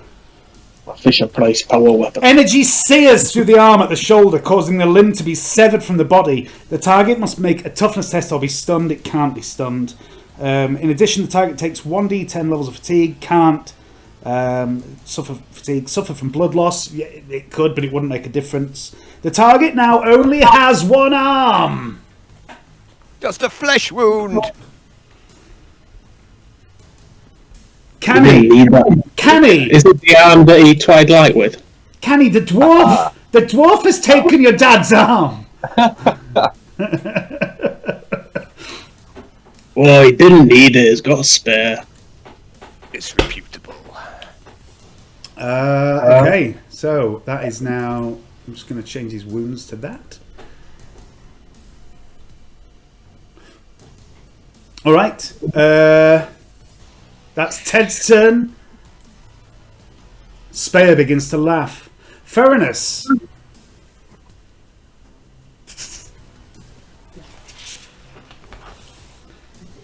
Theranos, you are still -10 to all stats. The barb. Alright. What are you doing? Oh dear.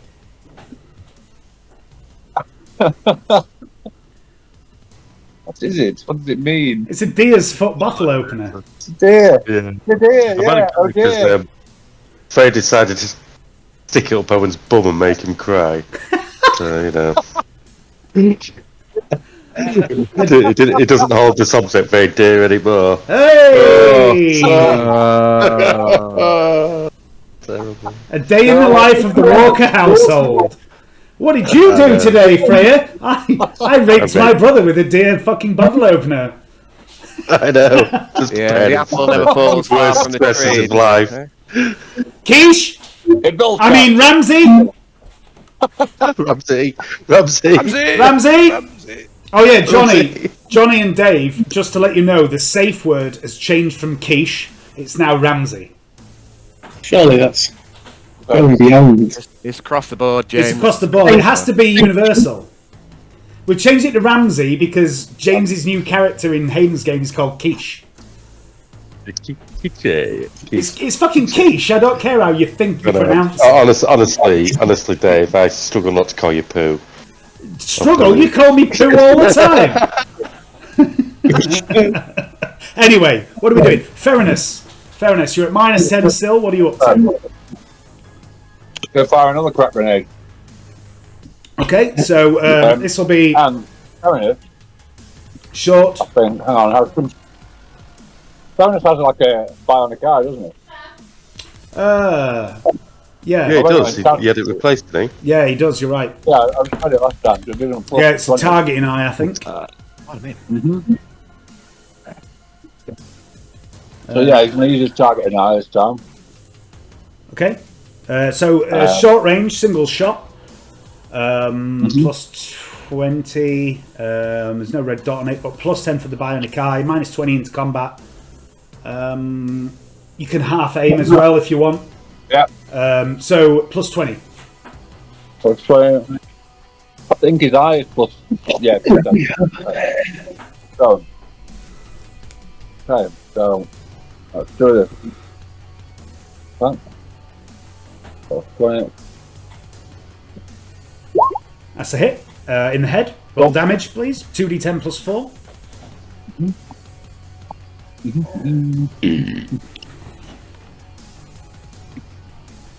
Oh.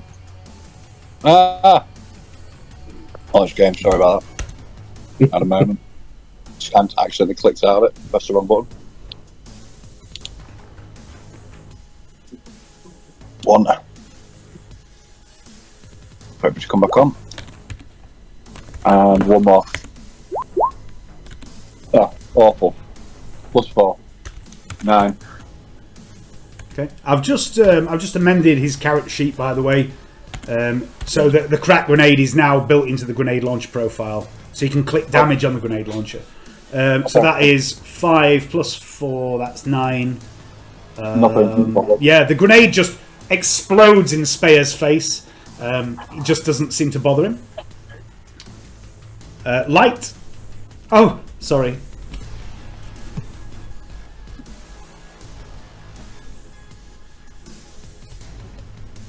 It's Eric. It's me. Eric, would you like to try and break out of your fear? I would, please. There is a way to do this. You know, a critical failure or a critical success, sorry. Oh. Was it -40? Yep. You're going to roll a 1. Feel it.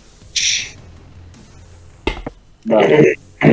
Eric is still quaking in fear. His hands shaking All right, on the trigger of the heavy bolter. I'm just gonna go. Está viniendo. Está viniendo.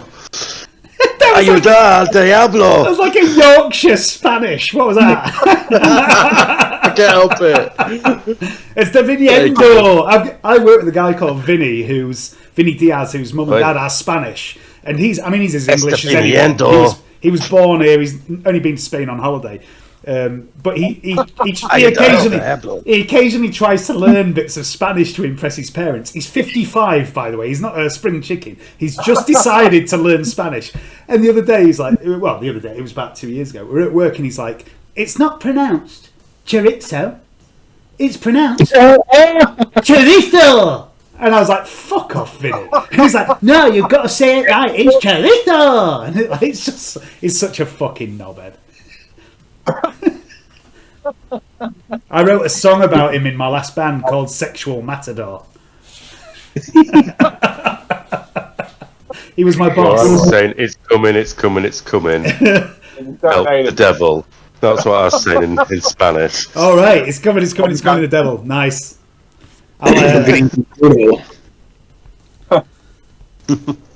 just going to make a note of that. Farming the XP in this first state, by the way. Why not? Well, I'm not shooting my gun, am I? I've got to do something. No, that's not critical. Got to roleplay scared. So Wiley's turn. Okay, so to start with, who did the most melee damage?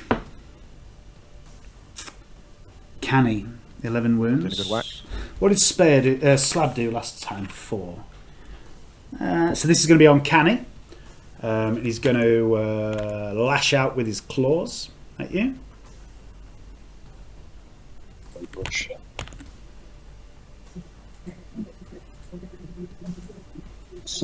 Misses you. He's not good in a fight, old Spayr. And he is no longer sustaining blood boil. He can't sustain Biolite now, I don't think. No. And he's gonna head's gonna spin around again, and he's gonna look at who did the most damage ranged. I think anyone did, really, did they?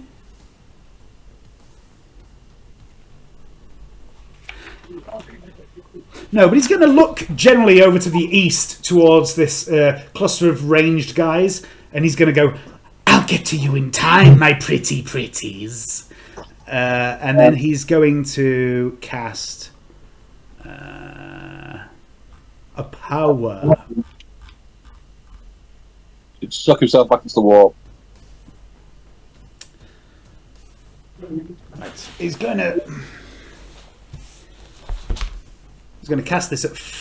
Oh, yeah, I didn't do that last time, did I? I'll do that this turn. He's going to cast this power, which will be.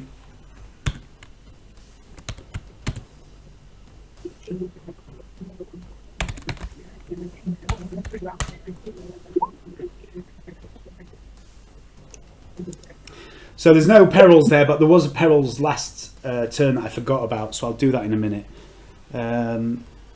His wounds begin to knit back together. The broken arm the severed arm sort of slithers back up, reconnects. The leg begins to unbreak itself. Fuck off, man. And he takes removes 1d10 points of damage plus his willpower bonus to start with. So d10 plus 8. So he heals himself for 12 wounds. And for every 5 points that he exceeds the threshold, he can extend the range. That's pointless. Or remove an additional d10. Oh god, that's broken as fuck. I am so sorry. No. Called it. Apologising for being a GM. It's not sorry. So that's how many points have I exceeded that? 45. So that's 9. 9. He's exceeded his threshold by an extra 9 degrees of success. Well, not. Brado nos protege. Back to full room. Now we have to start all over again. D10. Not wrong though, am I? I think that's right. Yeah, so Spayr begins to put himself back together, and he just just begins to laugh maniacally, and it does look like yes, he's put himself back together completely. Broken arrow. I need to just go back and do that perils that I forgot last time. Cannot. It's ducked into the wall. The warp decides to be a dick. The warp of you. Ever again. This entire game. We didn't will it hard enough, Johnny. No, we Will didn't. it harder. We should have maybe have said it on time. We would have gone back. Failed his roll. Goodbye the witchery. Combine the witch Yeah. power. Never compare the streams. What is done cannot be undone. That's true. Everyone, make a -20 willpower test, please. No. You're on strike. We're going on strike. -20. Bonus. Syrian. Will you Ferris first? His willpower is up though, isn't it? So willpower Yeah, if your friend's on, you've got a +10 to your willpower as well. Right, well, I'll add 10 to reroll it as well with a fate Gonna point. I'm going to re-roll mine. Okay. That's fair enough.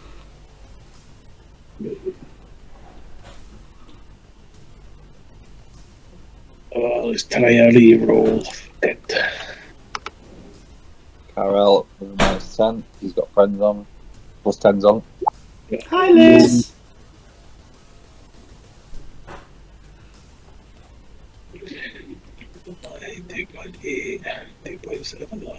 Carol. She said hello back.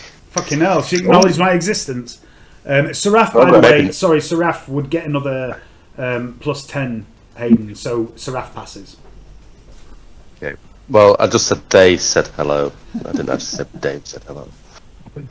Okay, is everyone rolled for both characters? Yep. Okay, everyone that failed, Carol. roll a d10. Yeah. And you take that many corruption points. Okay. So for bonus.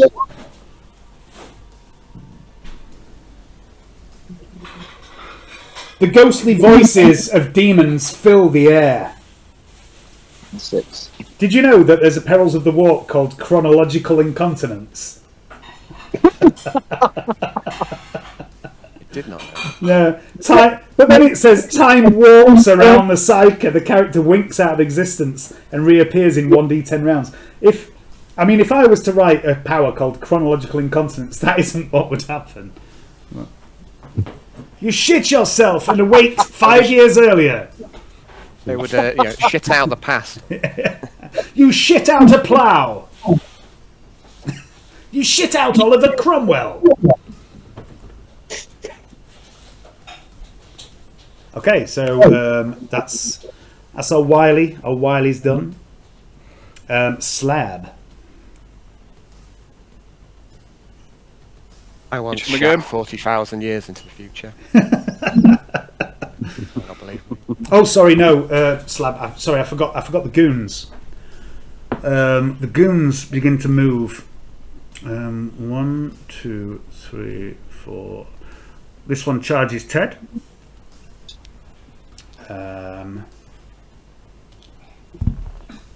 That's a miss. You suddenly feel slapping against the back of your armour, Ted. You look round and there's this woman, this crazed woman with blood-red eyes, blood spilling down her cheeks. She's just clawing at you with her hands. This one is going to go for Canny. That is a hit on you, Canny. I'll go for a parry, please. Yep. I've gone from 2 to 11 corruption points with fairness. Does that make any difference? Yes. Mm-hmm. Yeah, but I'll worry about that after the fight. Yeah. Cool. I'm not going to fuck about with that shit during a fight. It's too complicated. Cool. That works for me.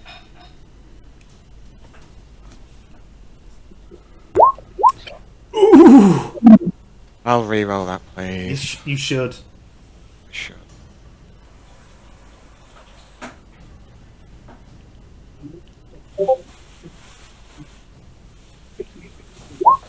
Yeah, you spin round, the hook slaps Raxa's arm away. You know this woman, Canny. She's fed you so many worm burgers and worm dogs, and now she's trying to claw out your eyes. Elspeth follows up also on you, Slap. Dave, can I have a moment, please? Canny? Yes. Yeah, could I go, look to her and go, blood, and then counter-attack her? Oh, you've got counter-attack, haven't you? Yeah, go for it. Yeah. Blood. Blood. 20. We're not ganging up now because we're same numbers, right? Yeah, that's balanced things out a bit. That's a hit. Alright.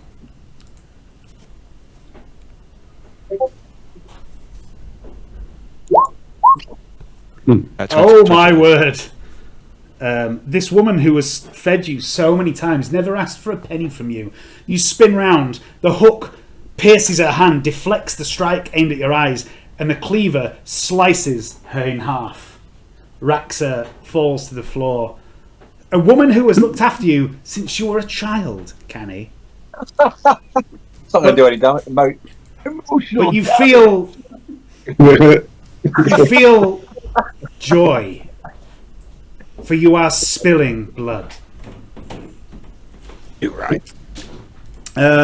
Next up, it's Slimy Bob. Slimy Bob's going to slither. 1, 2, 3. He's going to do a full slither. 1, 2 to get to there. Father Thane Edmonis is going to 1, 2, 3, 4, 5, 6. He's going to run to there and he's going to charge Seraph and hit her. Seraph, you have a few defences. I think you have multiple dodges and parries if you'd like to use any of them.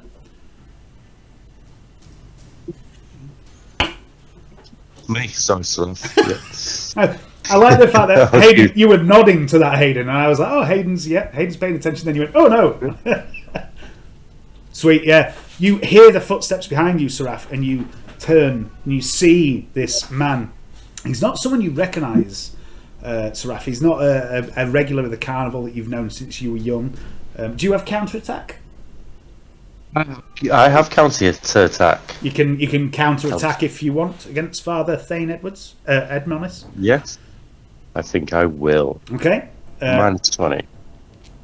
Meanwhile, the carny muscle here. Yeah, the bonuses, or is it just a minus 20? It's just a standard attack. You get a plus 10. You get a plus 10 for. Oh yeah. It's alright, I passed. You get a plus 10 for the balanced weapons, actually. Already passed it. Carny muscle back here. Yeah, you dodge. Oh, sorry, you counter attack. You strike 8. That's. That's. Yeah. You slice him across the belly. Blood begins to spill forth. He's not dead though. The carny muscle up here is going to shoot at Ferinus. Single shot. Aimed. No. Yeah, single shot. Aimed. Range. Shot at Ferinus. That's a hit on Ferinus. Would you like to dodge? What's he firing with? It's a Deathlight Lasgun given to the Carny security by Canny. Way! How convenient!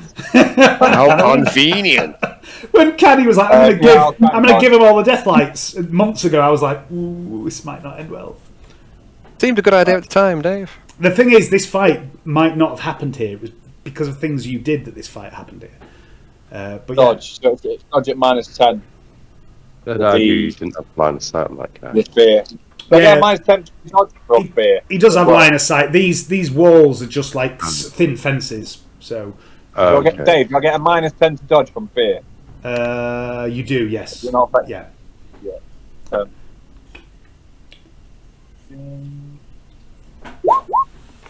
So the fences count as armour, basically, because there is, some of the shot might be absorbed by the armour. So that's 6. I'm pretty sure a 6 plus, what's a deathlight? 6 plus 4, isn't it?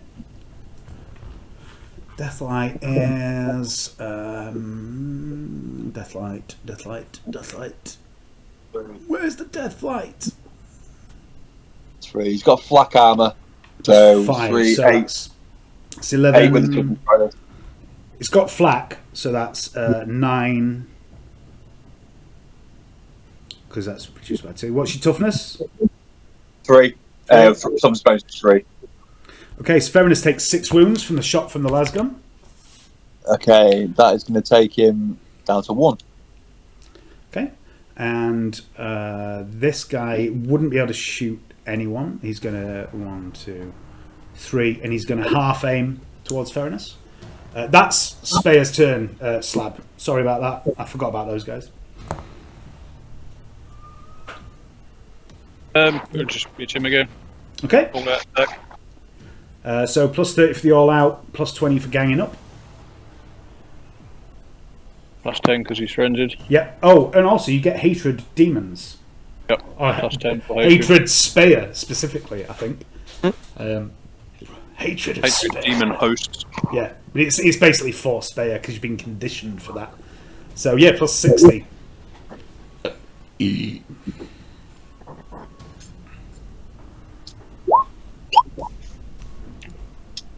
Yeah, roll damage. There's nothing I can do about that.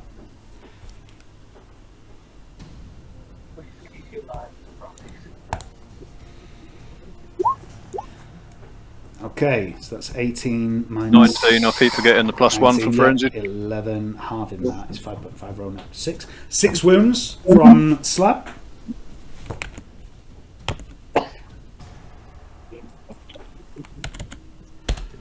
You're starting to get the impression that this thing is, far beyond anything you've ever fought before. But if it bleeds, It can heal itself. yeah. Yeah. Only with psychic powers can it heal itself. It's turn 4.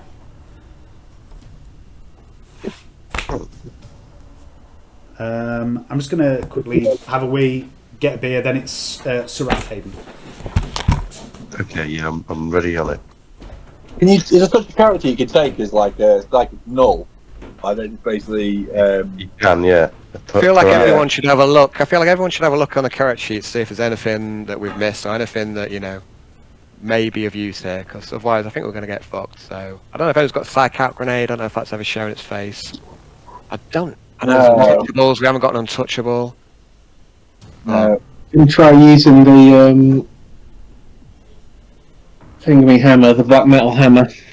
I think that's. I don't know. Yeah. That'll make it stronger. It's worth a punt. I think it's worth a punt. It might make it stronger. I don't know, but it's worth a punt. I think. Yeah, definitely. Let's have a look at mine. I don't think there's anything I can do, but. That'd be ironic if, the Imperium, or the Long Dead Civilization was actually against the demon. You know what I mean? It seems strange. Are we in just?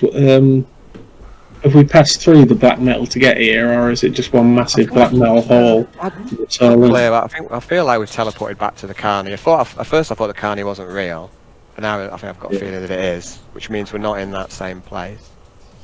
But definitely how not we in got Kansas. here, it's not clear. Well, that's true.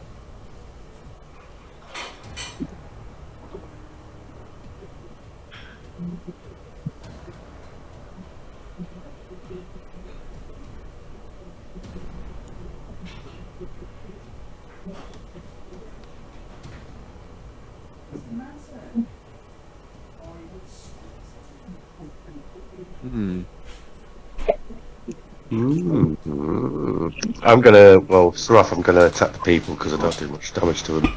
See if you can get them off your backs a bit while you deal some bigger damage to Seraph. Right.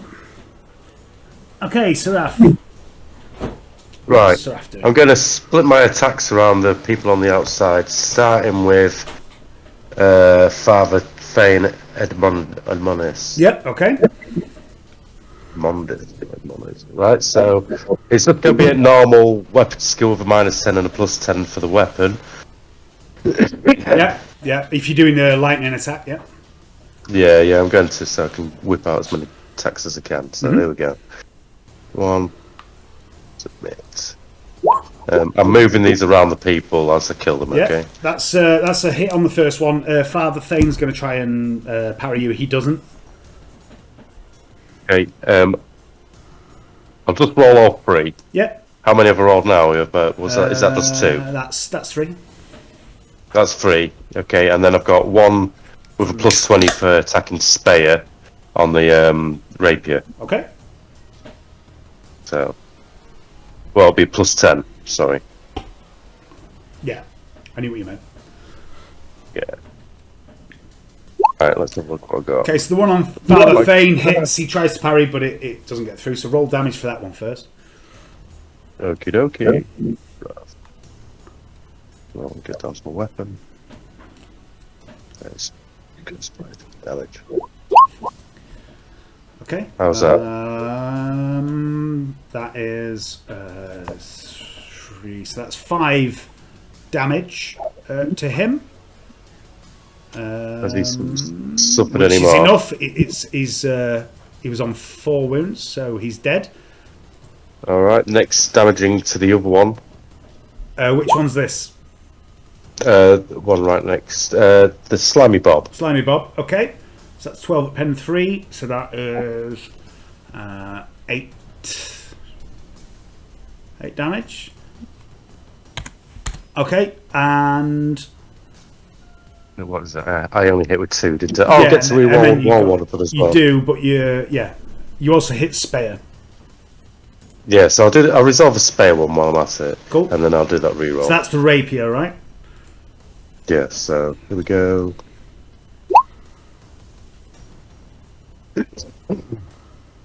That's good. So that is 5 wounds on Spayr. Oh, dear. And then I'll re-roll this one on standard. No, that's not right. It should be 5 wounds, but it's halved. But I'd do it in your favour, so it's 3 wounds. So that is So it's 3 wounds to Spayr, and then the final one, the re-roll. Yeah, that's a hit. Is this on Slimy Bob as well? Yeah, it's on Slimy Bob. Okay. Slimy Bob doesn't parry or dodge. He just stands there and takes it like a man. That's another 1 wound on Slimy Bob. Slimy Bob, each time you hit him, chunks come off and just sort of begin to turn into piles of greenish, transparent goo on the floor. He doesn't seem to be bothered by any of this. Well, at least it's good taking some wounds off him. Yeah. A bit off everything. That's not a bad turn for Spayr. Happy with that. Cheers. Finished. Okay. Spring!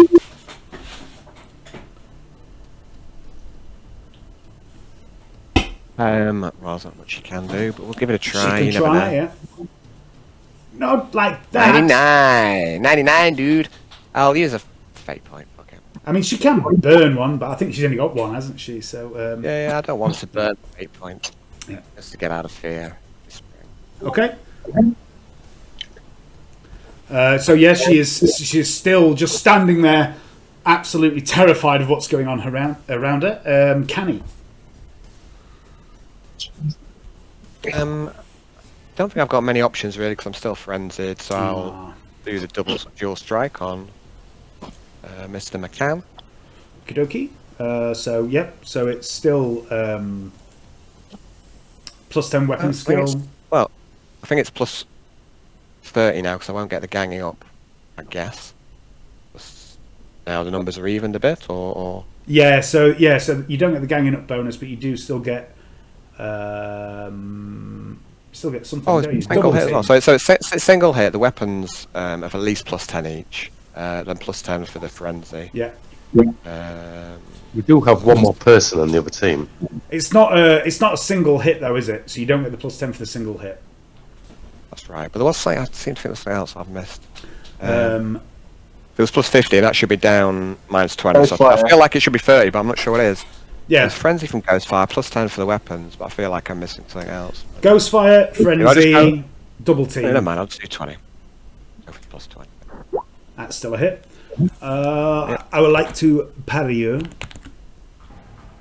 He enjoys parrying Kenny's attacks, or trying to parry Kenny's attack. He fails. Rip my off, Kenny. That's hits, so... woo! Right, so... 21...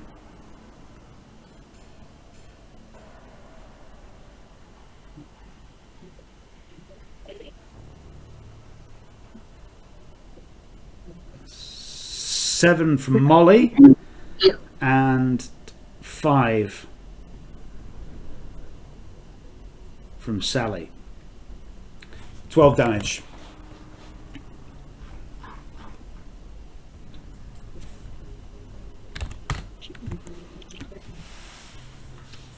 Canny's technique of just striking a lot seems to be the most effective method of defeating this creature at the moment. Anything else, Kenny? No, that'll do me. Okay, Corel. Okay, Corell's just doing all that attacks. He's got ways on friends on, so he's got to. Yep. So plus 30 for the all-out attack, minus 20 for the not being able to use the weapon. Okay. You're not ganging up anymore. And This is plus 10, isn't it? so it's just plus 10.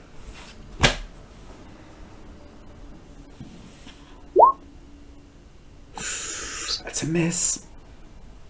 Oh, well. Shit happens. Okay. Hannibal. Half action reload, half action shoot that carny muscle. Okay. So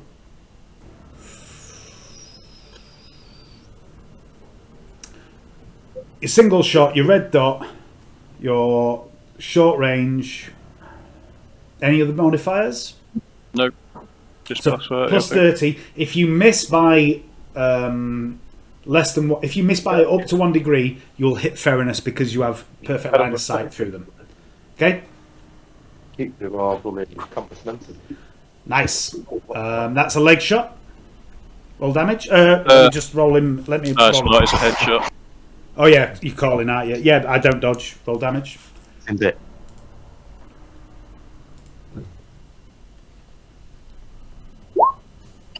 Okay, 10 of pens, 7s. That is Hang on. 7 wounds. Oh, plus another 3. 10 wounds. That's just enough to kill him. You blow off this guy's leg. What is? Blow off his head. His head, sorry. Yep.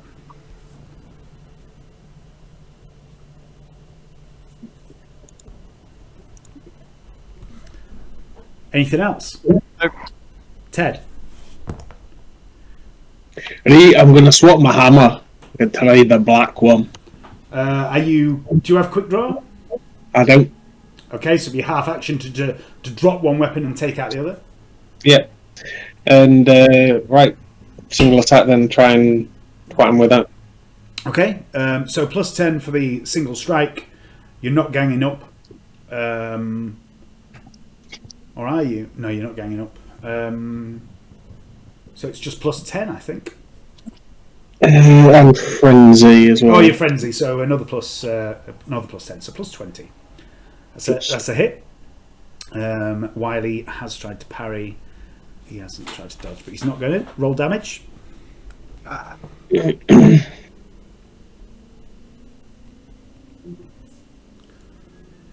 Ooh. It's a good hit, but you feel like you're not getting through. 2 plus 1. Oh, brilliant. Oh, plus 4 onto that. There's no strength bonus added. Strange. Yeah, there is.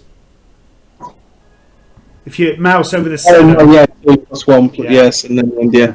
Yeah, you hit him in the back probably, but you don't hit him hard enough. He doesn't seem to flinch. Barely recognises that you're there. Theranos. Theranos is being shot at, isn't he? Yeah, he was shot at by 2 guys, one of which is now dead. The other guy is over here, this carny muscle guy. We'll fire at him. Get rid of him. I'll fire a crack grenade straight into him. Okay. Okay, so take So- a half aim. Yep. So plus 10 for aiming, plus 10 for a single shot, plus 10 for range. Plus 10 for his eye. Plus 10 for his eye. You're not feared or anything, are you? Fairness? Yes. Oh, so minus 10. So plus 30. 30. Okay, hang on a second. That's 30. 0. Just going to try and dodge. I do not dodge on a 42. That's a hit in the 47s, whatever the fuck that is. Roll damage, 2d10. Oh, just click on the grenade on your character sheet. Oh, yeah.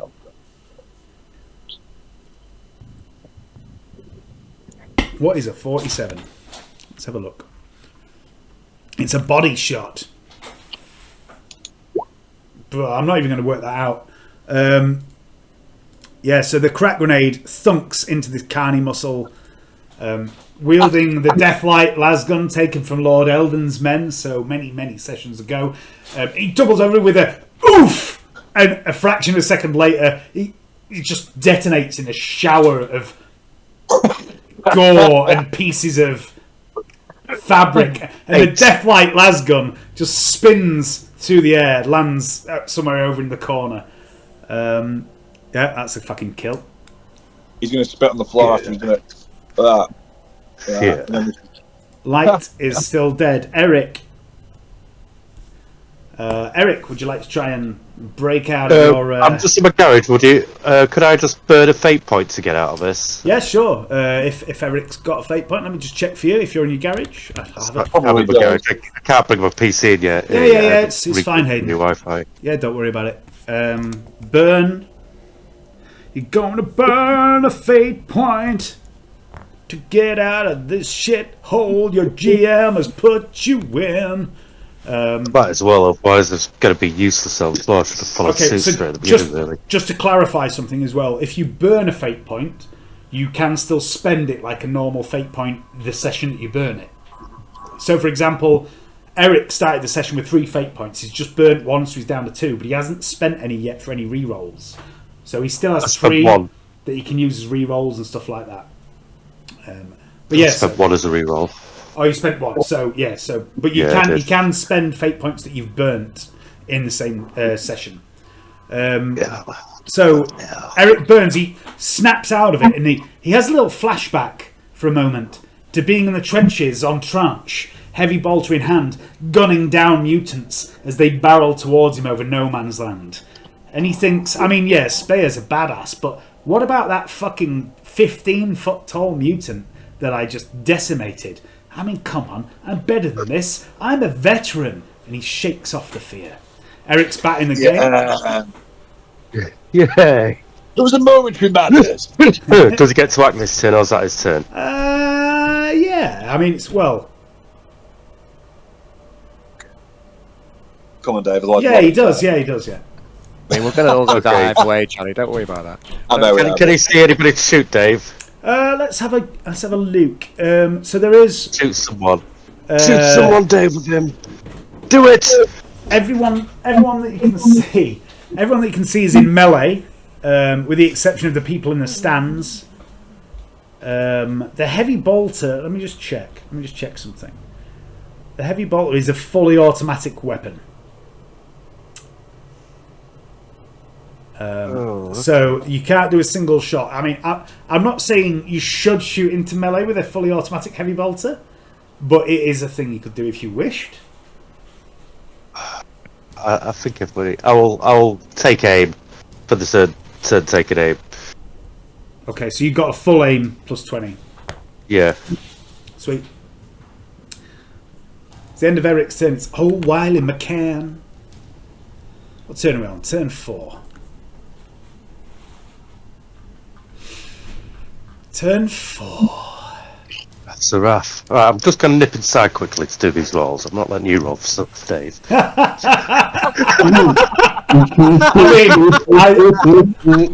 totally understand. Okay, I'm not sustaining He's any going to come back and powers. fight with me. That's like bad karmic saying he can do. My faith in karma works that way. It's Spayr's turn. Spayr's going to cast a power. There's a 9 in there.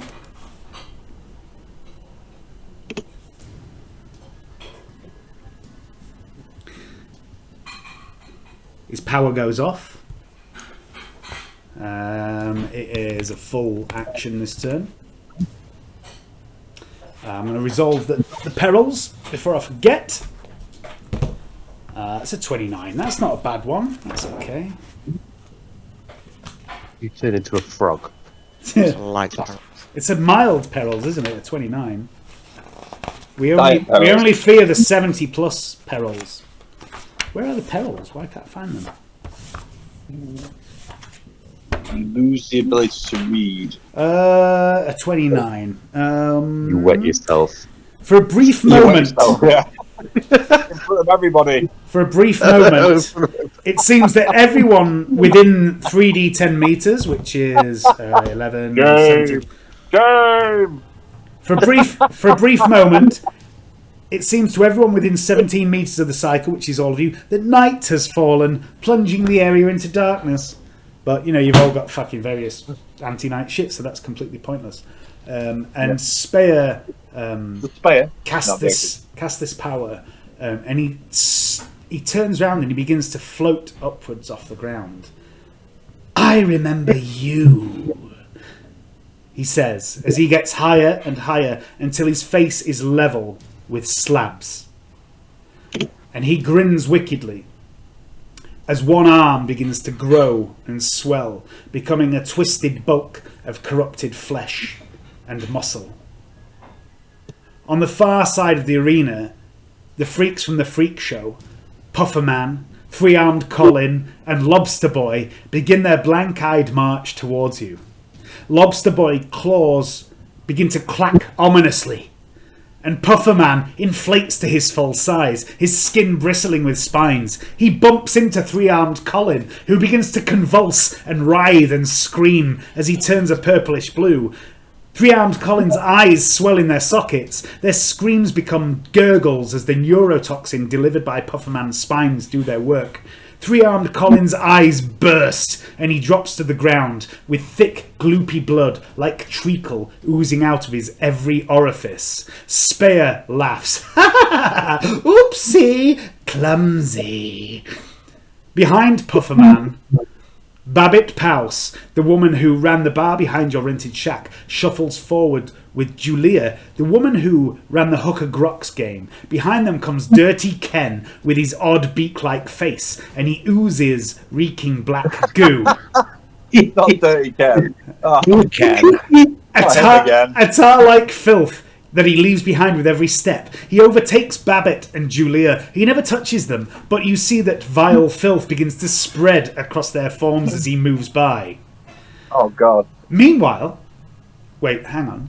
I'm just gonna move these guys. So Three-Armed Colin literally explodes where he's standing because Pufferman touched him with a bristly spine. Lobster Boy falls over here. Pufferman. This is like a really good weapon. Here they go. They're all here. Okay, so Maybe these guys are in play. I'll be able to barge him into Spayr and it'll make Spayr explode. That's a great idea. Cypria attacks Ted. Hello. I like it. Is Lobster Boy giving it all that? Yeah, he's coming forward like this. He only moves sideways. It's quite possible he's more like Crab Boy. So Cypria attacks Canny. Ted doesn't hit. Elspeth attacks Canny. Does hit.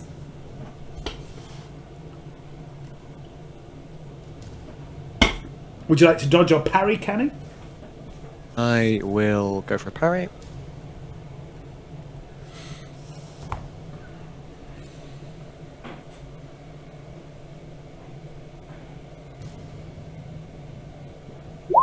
That's a successful parry. Once again, you spin round, deflecting the gouging of the eyes with the hook. Blood, Canny. You say it's minus 20? Yeah. A counter attack. Uh-huh. Okay.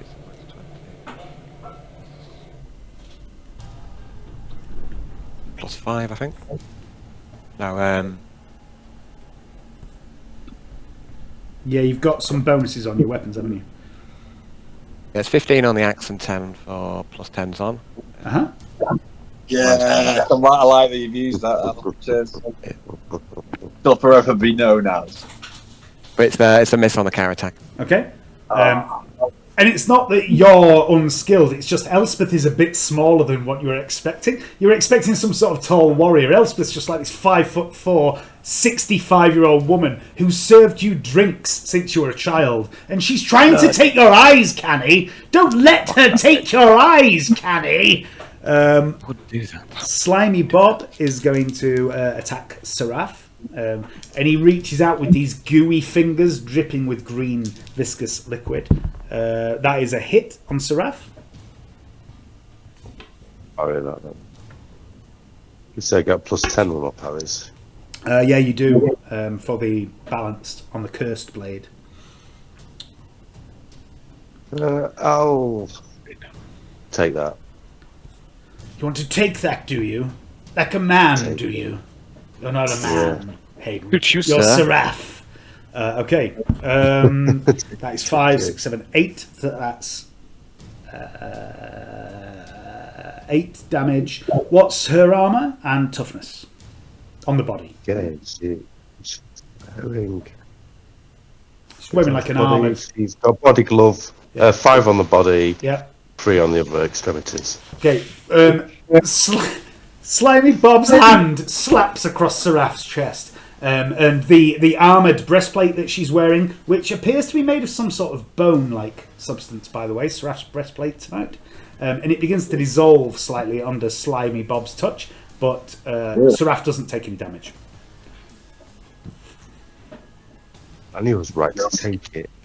Take it, take it, take it. That is the minions. And then at the end it's Slab, isn't it? He's going to drop his gear that he's holding and reach around to his back and pull out Crunk's hammer. Whee. That's a half action unless you have quick draw. No, it's a half action, and the other half action I'll just hit him with it. Slab drops his massive knife and he pulls out what only can be described as an uprooted signpost with a massive lump of concrete wrapped with chain. And this is the weapon that was taken by Canny and Seraph and Hannibal in Hannibal's brief excursion into the Golden Dawn's arena. I don't think Slab's used this yet, has he? Not yet. Swing away, Slab! Swing away! What am I at? +10 for a single attack. +10 because it's a demon. +10 from Frenzy. Yeah. Yeah. Feels about right. That's it, innit? Yeah. +30. +10 because it's a stop sign. But it's in High Gothic, and Slab doesn't read High Gothic. That don't read. It says, my sign says slop. That is a hit. I haven't used my really good dodge this turn. Thought you had earlier. I thought I used a parry. No, you're right, I have used it. Yeah, that's a hit. Roll damage. 18. Okay. That's a low roll. That's reduced to 10. Reduced 19. To 5. So that is 6 wounds. Bong! As Spayr is struck by this gigantic hammer, and Spayr is going to make a little test here.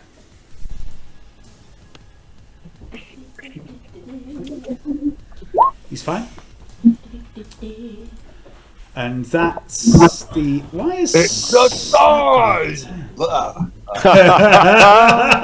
That's quite possibly the best Johnny pun we've ever had. I'm sorry. Why has Slab gone out of order all of a sudden? That's weird. Right, and that's the end of turn 4. Meanwhile, several kilometres up, Gaius Mortalis, the last pure man, the bulwark against the darkness, the man, the Inquisitor armoured with sin to protect against wickedness and the monstrosities that dwell within the warp, stumbles around the infirmary like a newborn lamb. Good, good, says Magos Grus. In Alan's voice, apparently. Let me do that again. Good, good, says Magos Grus. The internal gyroscopes should calibrate momentarily. Keep moving. Yes, yes, just like that. Yes, that's great. Round and round in little circles. Now back and forth again. Yes, yes, faster, faster. Some cunnilingus going on here. Dr. Pench hurriedly heads away from this scene. Venetta, you are present. Dr. Pench hurriedly heads away towards the door. I think we're done here, he says.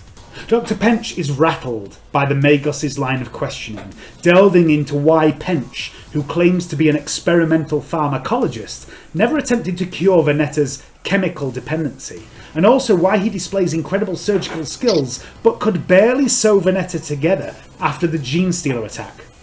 Was it something I said? Asks the Magos, and Pench sweeps towards the door, sweat upon his brow. He bursts from the infirmary, from the sealed surgical unit, into the main bay of the infirmary, tearing at the seals of his surgical suit and mask as he moves, rapidly moving towards the exit. Across the room, Siegfried rests in a recovery bed after his battle with the gang and the subsequent shuttle crash. Trantia sits beside the bed. She has not left Siegfried's side since the huge, scarred, bald-headed man returned her fake husband, along with Plex, Serena, and Emmy Lee. Plex and Serena are also here. Although not as wounded as Siegfried, Plex sustained some considerable damage in the crash, and that obviously is a result of the weakness of flesh. Serena was carved up pretty well in the fight in the Hadlock. She has also been receiving some surgery here. Emmy Lee somehow emerged from that whole incident unscathed, save from a few cuts and bruises, and she is somewhere in Pagny Tower, in a room that has been given to her temporarily. Trantia sees Dr. Pench move through the room. Is everything all right, Killian? She calls, seeing the flustered doctor emerge from the surgical bay. How's Gaius? He's fine. I gotta go, says the good doctor, heading out of the infirmary, off towards the Rains suite. Venetta and Gaius in the surgery bay.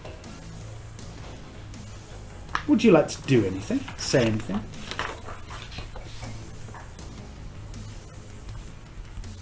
I think I'm fucked up, Gaius. No, Venetta doesn't sound like that. Try again. I've got a bad feeling about this mission. Gaius, can you hear me? Are you well? Oh, yeah, sorry. Yeah. Just getting used to this whole thing. I've got arms, new arms. Gaius, it's you. Shut up, Johnny! You're not there. What mission? What mission? Seems to say. Yeah, what mission? What would you go do with a whole mission where take everybody?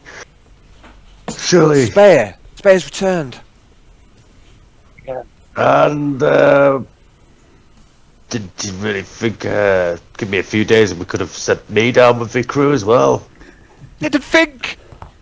It's worse than that. I've sent Seraph. What if he takes her? Again. What if he takes her? Well, you know what, Venetta is one almost machine, pure person to another.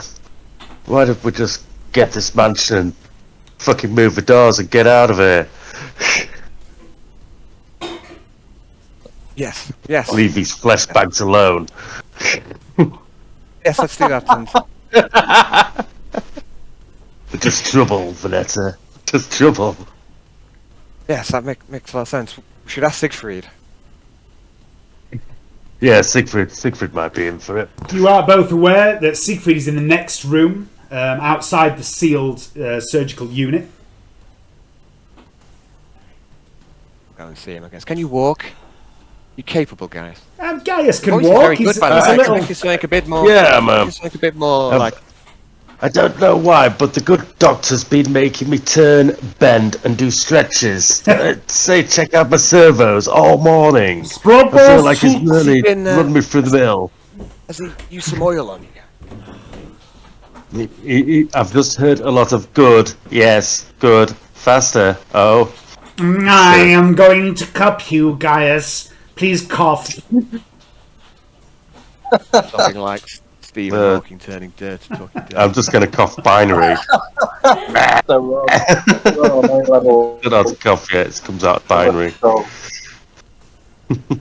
We're gonna head off to the next room, I think. Towards where Siegfried is. Okay, so there's Siegfried, there's Trantia, there's also Serena, and don't worry about playing Serena and Plex, but they're both here as well, getting patched up. Do you mind if I nip outside, and if you're about to do these rolls, I'll just roll them now, Dave? What rolls? For in case we go back into combat. Well, don't worry about that for now. Let's not worry about that. If you want to go outside, let's go outside. Let's deal with this.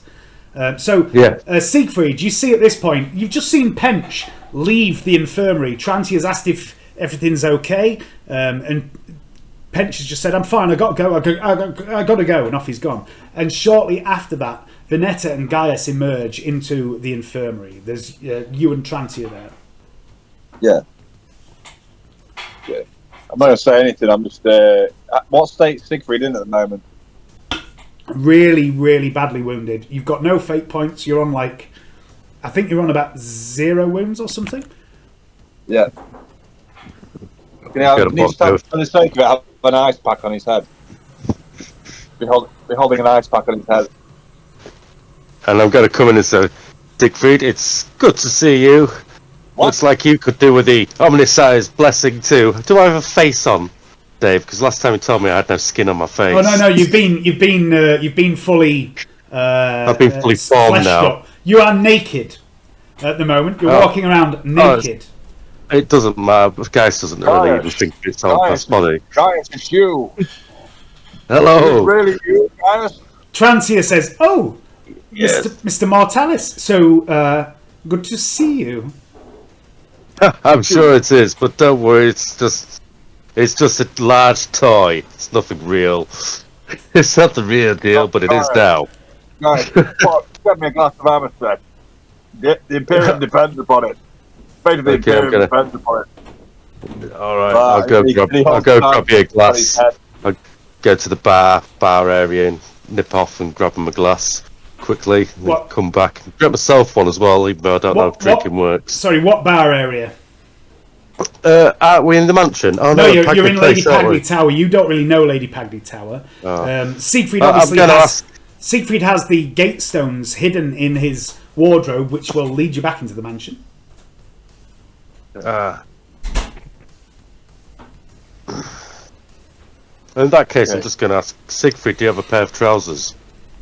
I can't really go walking around Lady Pagny's. I need your trousers, your weapon, and your motorcycle. I need a tailor to Sector 15 immediately. What's that, Siegfried?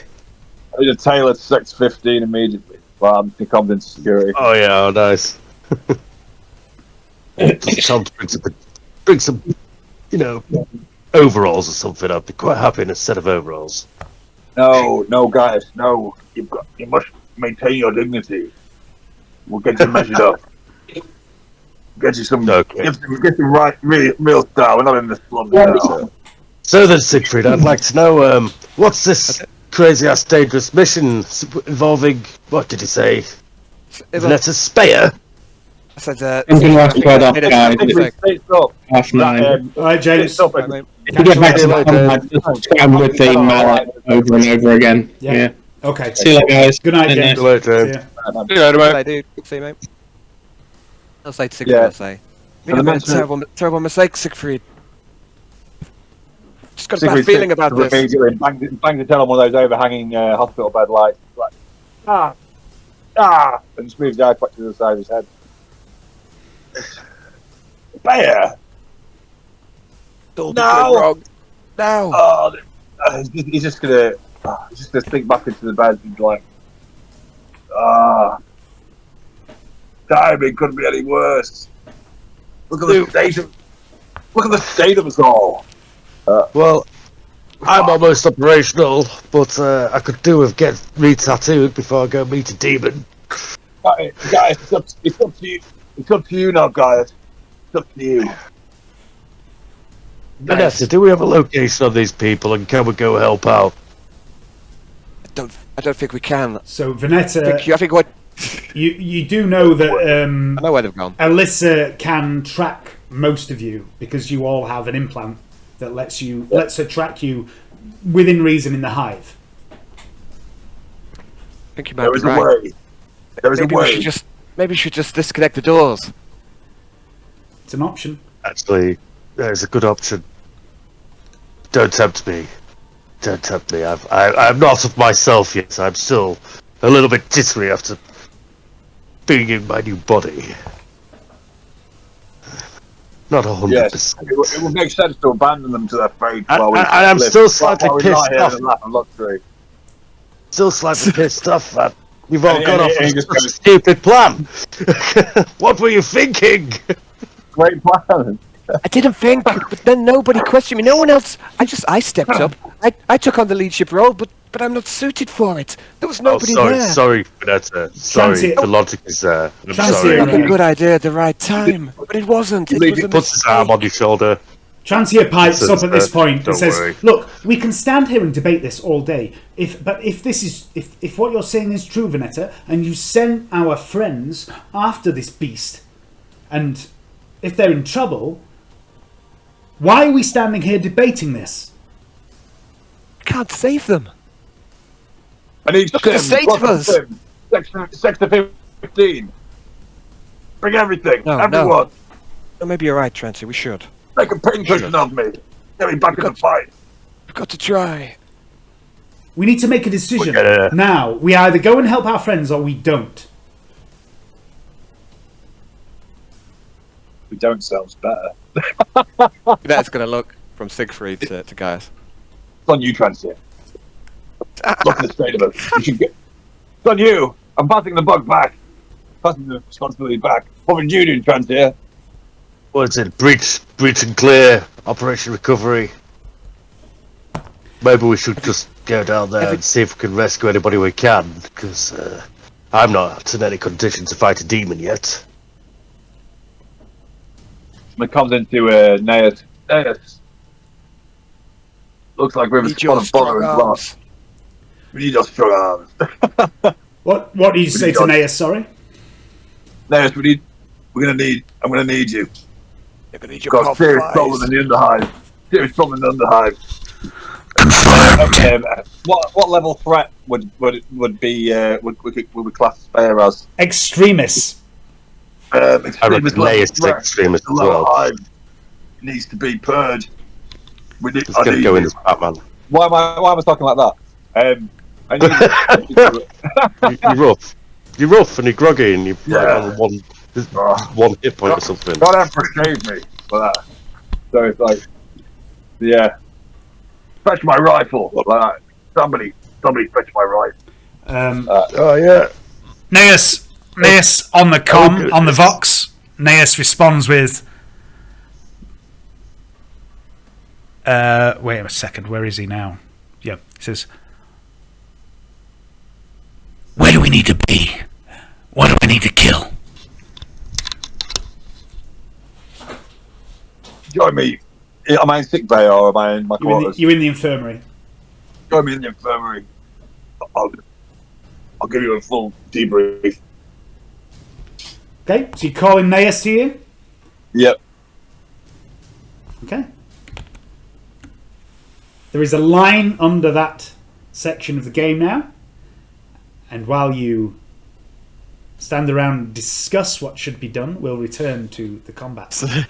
And I'm off for a wee. I'll be back in a sec. Justice. I mean, kind of really need to save the group. Yeah, we do. I don't know. Siegfried's pretty banged up. He's got no fate points, so Siegfried could die. I know. But on the other hand, like, we're woefully unprepared to face this threat either way. I mean, have we got like 3 spare sniper rifles, Siegfried, but could just stand at range, not get anywhere close to it, shoot for a distance? Probably orders from him from I don't know, the Imperial version of Amazon, and I'm sure they get there almost in an instant. Yeah, maybe we could order it to the crime scene. Yeah, pick it up just on the way to the job. I've got a We feeling need by the three. time we get there, by the time the time we get we need there, priests, lots of it'll be priests. fucked. We need them now. Yeah, true. Actually, true. Because it's only again like you get like 2 minutes in with Spayers, about enough to kill anything, isn't it? It's Well, just not all I around need. 6 seconds. Just come to pick up all the corpses, Yeah. or maybe follow them. Maybe we'll just get into the area for an evac. Shoot some flares off. Nuke the entire site from over just to be sure. We could do. But we do it off our set of power. Okay. Alyssa, activate the flamethrowers in the Gladstock cell. I'm sorry, there are no flamethrowers in Gladstock Cell. Can you compress the cell so it's just a cube? Alyssa does have the ability to shape the mansion, but she will only I do was just- so for certain people. I was only just joking about. Okay, it's turn 5. Abby wants to kill Gladstock. Right. Oh, no, it's not bad as bad. I'm gonna jab myself with Dim. Hang on a sec. From Carol. What's going on here? Why is the turn order all? It's all weird? reversed, apart Yeah. from the bottom 2. That's weird. Okay, Seraph, top of the round. Oh, right. I'll just quickly nip in and roll these ones. Sorry, guinea pig. Oh no, Hayden's just murdered another guinea pig. Not this time. Sorry, guinea pig. Just one out. Punked. Just launched it over the fence with a swift kick to the abdomen. What sort of monster do you think I am? Do you want an answer to that? That's even below me. Killing guinea pigs is just dark. No, you don't kill them. You just watch them die. Yeah, I do. Right. Good. Yeah, great. Right, so I'm going to attack this person, the slimy one. All right. You're going for Slimy Bob. Yep. That roll? Just a second. Hang on. I'm getting some weird messages here. Right. Yeah. So that second one's a hit. Okay, I'll roll for damage on that second one. Slimy Bob. Slimy Bob. Do.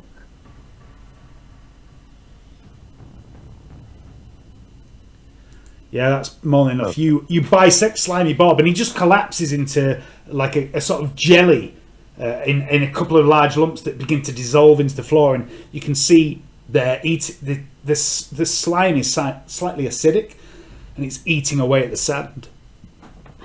Can I re-roll that one for Elspeth now? Sure. And then I'll try a third one on her. So let's do the re-roll. How did it do? Yeah, that's a hit. Oh, brilliant. It just says you're clicking out the screen. Shrink it down, Hayden. That would be 7 wounds on her.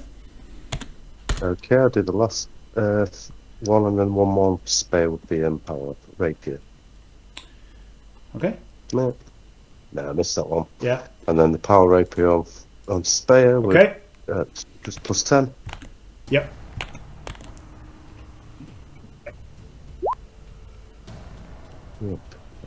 Yeah, that's a hit. Roll damage. Come on, let's have myself. What do you call it? Critical.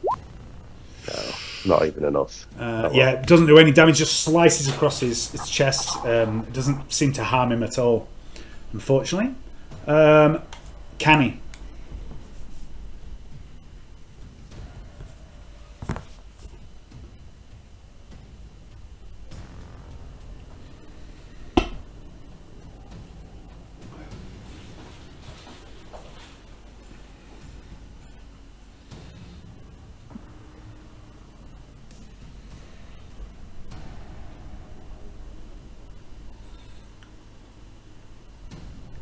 Sorry, I was muted there, Dave. Sorry. I think I overcooked my damage on the last round because of I put the damage into the weapon wrong. All right. So I think it should have been 4 less on each attack. Okay. So I've corrected it now. Is Elspeth still alive, or has she died? She's still alive. Alive. Four less on each attack. Did you say? Yeah. So 4 less on each weapon. Okay. All right. Corrected that. Yeah. I shall go for an attack. Same thing. Yeah. It should be plus 20. All right. And Bear will do a parry. That's a hit. Oh, Sorry, man. fuck off, Spayr. No worries, it's alright. Again, catches both arms, says, "Will you stop that? We could be allies, you and I." And he leers very close towards you. No alliance with Spayr. And then it's Spring, who should have technically gone before Canny, but... Oh yeah, but her turn's a waste anyway. You can do it. 8. No, it's not Minus- enough. Not enough, only a 1 will suffice. Yeah, well, at this point. Corel. Okay. Corral Just is going to just try and twat him. Oh, he's up in the air now, isn't he? So Yeah, but he's not out of range. He's just about... He's about... How tall's Slab? Pretty much 10 foot. Yeah, so... grab his leg then. So his legs are still in range of you easily, because while he's only a little guy, he's only about 5'4", so, you know, his feet would be below your head height. Okay, let me just see where everybody is. The map. Right. Zoom out. I think you'd get ganging up back again now, wouldn't you, actually? 1, 2, 3, 1, 2, 3. Yeah. Yeah, so Carol's going to do an all-out attack. Yep, so plus 30, plus 10 for Frenzy, I think. Did Corel Frenzy? Yep. Yeah. Yeah. And plus 10 for ganging plus 10 for ganging up. You don't outnumber enough to get the plus 20. It's plus 50, minus 20 because you're using the power more, so plus 30. Yeah, okay. So.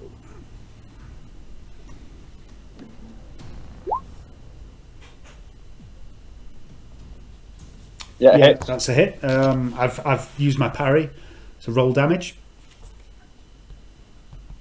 Smash him. I will put the second mode on for the power maul at some point. I don't think he'd use it in this situation, but it's a lower power version with shocking, so you can literally use it as a fucking taser. 15 plus 4. Yeah, is that 15? Yeah. That's a fucking good roll, man. So 15. So it's minus his toughness becomes that, half becomes that, but in your favour becomes that. It's 4 damage. Cool.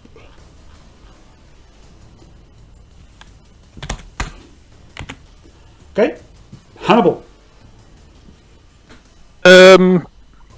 Half action reload, half action shooting Puffer Man. It's probably wise. I was going to go for him if you didn't. Good choice of. It's definitely probably wise. He has a neurotoxin, as I've demonstrated to you. It's almost like I was throwing you a bone there. I do think we need to harvest those toxins and stick them into Sprayer. It's possible. I mean, you probably, to be fair, it probably won't be something you could do in the battlefield, but you could maybe harvest his toxin. So, what do we got? You're half aiming, right? No, just shooting, reloading and shooting. So, still at single shot, still at short range. Still got a red dot, Still plus got a red 30. dot, plus 30. There's no intervening bullshit. He might get a little bit of armour from the fences between you.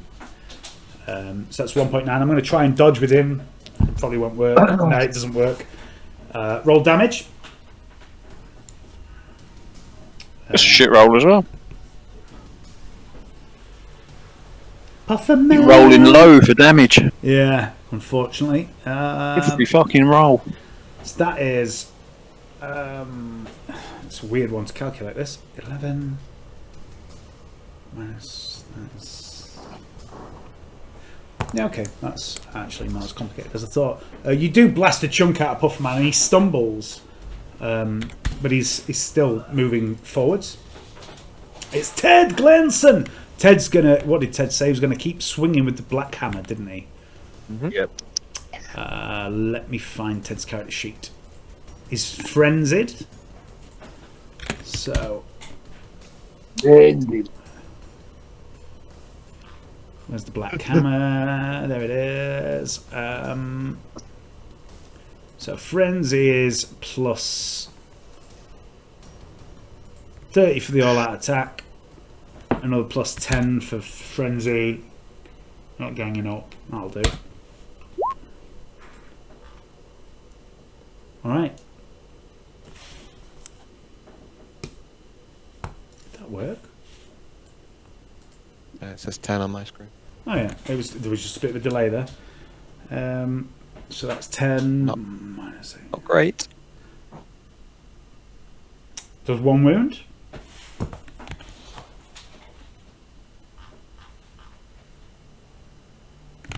That's all that counts. Light is still dead. Fairness.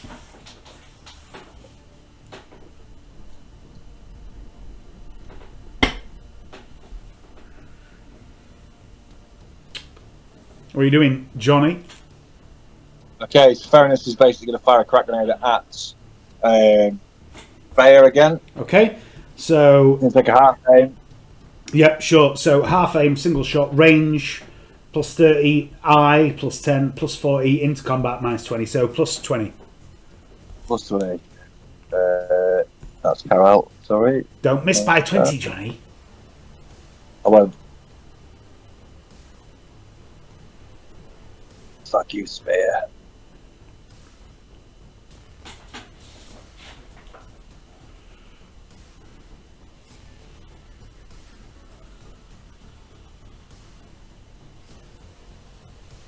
Carol. Okay. This is plus 20, isn't it? Yep. Plus 20. Okay, that's a hit. Is that it? Cool. Fairness. Spayr is going to use his really good dodge. Has he dodged already this round? Or? No, he hasn't. He's parried. He parried Kenny's attack. Yeah. Really good dodge. Yeah, didn't work this time. Roll damage, so 2d10 plus 4, please. Groovy. What's it? Oh no, that's a terrible roll. Jesus, that is a terrible roll. Yeah, he it just explodes off him. Doesn't do any damage. Denied. Eric, would you like to try and? Oh no, Eric's free, isn't he? Eric is free. He burned a fate point. Okay, so the heavy bolter is only a full auto weapon, Hayden. Okay, so I'm going to go full automatic at something. What? Sorry. I'm going to probably go full auto at the group of mutants. Okay, right. Fish. Can I see them? Yep. I've been homebrewing full auto rules a little bit for weapons such as this, so I'm glad you've been doing this. So full auto is minus 10. And it's a full action. Yeah. But what did you do last turn? You took a full aim, didn't you? So that's 20. Yeah. So you've got a plus 10. You're also at short range. That's plus 20. So give me a weapon skill roll at plus 20. You get a hit for every 1 degree. You get a hit, and then you get an extra hit for every 1 degree. And I like to allow you to allocate them. Gotta reroll that. Okay.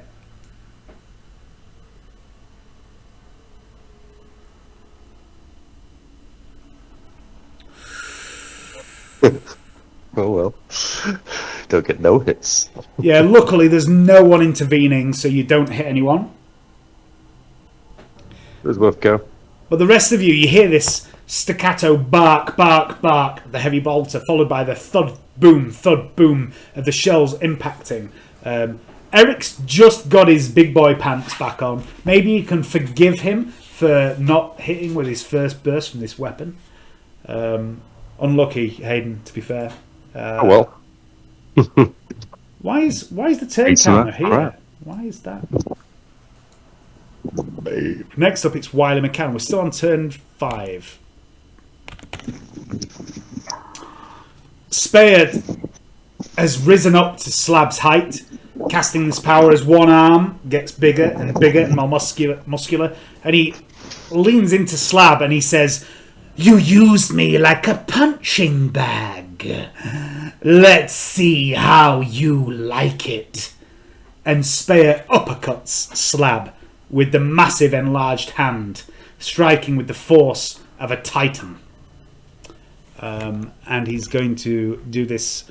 This is an all-out attack. Dragon Punch. Yeah, he's Hadoukening him. It's a plus 30 for an all-out attack. I should be said, yeah. That's a hit, Slab. Parry. You all out attack, I think, buddy. You what? Sorry. Oh yeah. Oh yeah, you did. Yeah, thank you, Alan. Yeah, good call. I'll dodge. Sorry, It mate. can't be dodged, can it? Alright, I'll die then. Yeah, if you no, you can still react if you all out attack, can't you? Okay. Or are you? Yeah, Slab's not frenzied or anything, is he? Yeah. Or is he frenzied? Has he got drugs in him? Yeah, he's got friends on. He's got friends on. Which episode? Shit one. The one when you get hit by Spayr. Fuck you, Johnny. I got there first. Let me just double check the rolling because I think He's you only can. jealous. I think you can still use. I think you can still use your reaction. So let me just. He didn't do an all-out attack because he swapped weapon. Yeah, yeah, That's I know, true. sorry, mate. yeah. Okay, cool. And you. Yeah, I'm sure you can still react if you're. It's only if you are doing frenzy. I can't remember, but yeah, you can. Yeah, but if you do an all-out attack, you can't dodge or Yeah.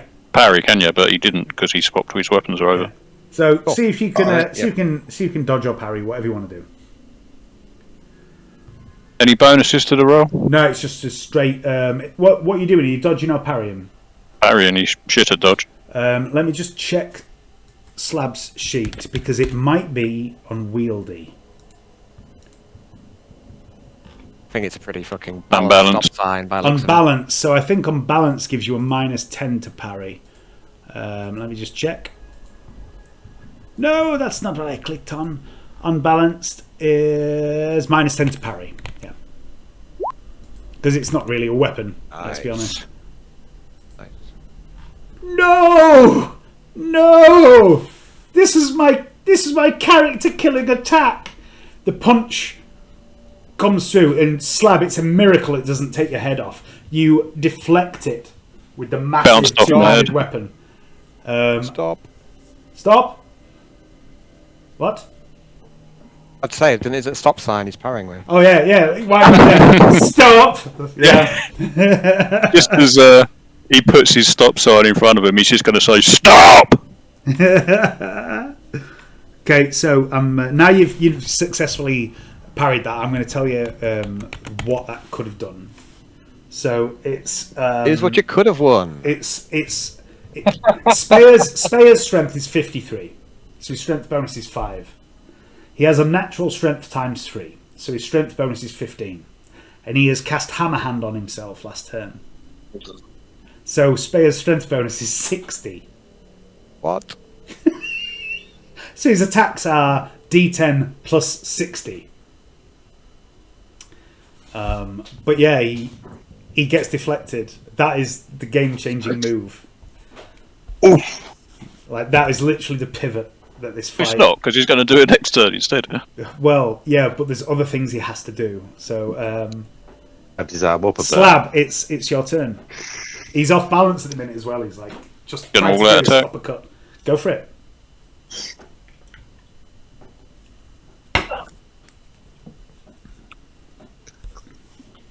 Yeah, that's a hit. There's nothing he can do.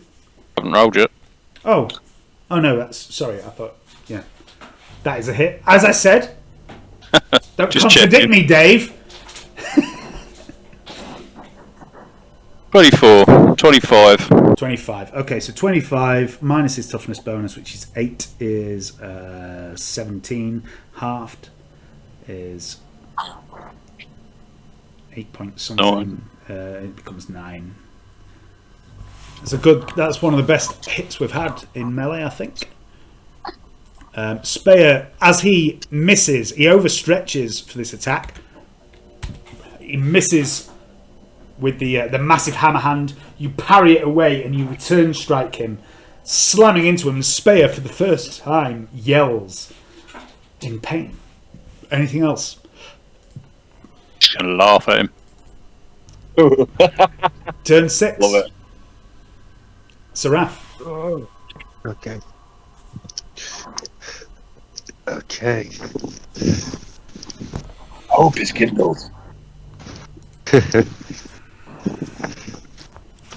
Stop sign. Stop sign changed everything. I like the theme of that. That's cool. I enjoyed that. Yeah. What's that? Using the stop sign to parry his attack and then return it. Yeah. Stop.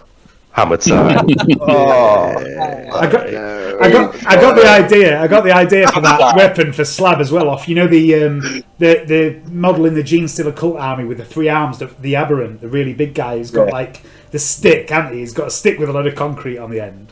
That's where I got the idea from it. So that's pretty cool. The sort of thing a super mutant would use in Fallout. Yeah. Yeah. They use big rebar fucking sledgehammers, don't they? Yeah. Also, a bit in, I think it's Blade 2, where the vampire guy uses a bit of fucking concrete to bat a blade with. He's pulled a bit of fucking concrete out of a fucking boat pillar and smashed him with it. Do the damage. Are these? What are these on? Sorry, Hayden. The woman. The Elspeth. Okay. Yeah. Oh, okay. I've got to go. Right, mate. Family emergency. Family emergency. Oh, it's left it on though. So. 5. 5. That's still 3 wounds on Elspeth, which is enough. She had 3 left. She's dead. Okay. So that was 1, 2. I missed one. Reloaded. I missed one. Hit 1. Then the last hit is on Spayr with I guess a plus 20 for ganging up now, is it? Yeah, you've no, it's only a plus 10 now. You don't outnumber him enough to get the plus 20, but you do get the plus 10 for ganging up. That's a hit.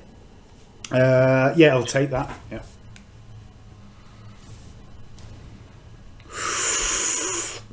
Good hit from fucking Seraph there. Nice.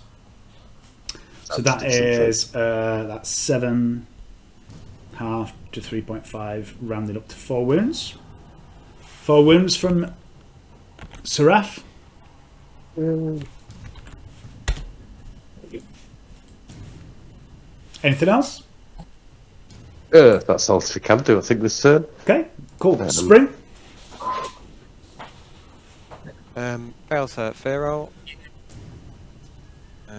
Spring is just standing there and she's wet herself at this point as well. Oh. Poor little Spring.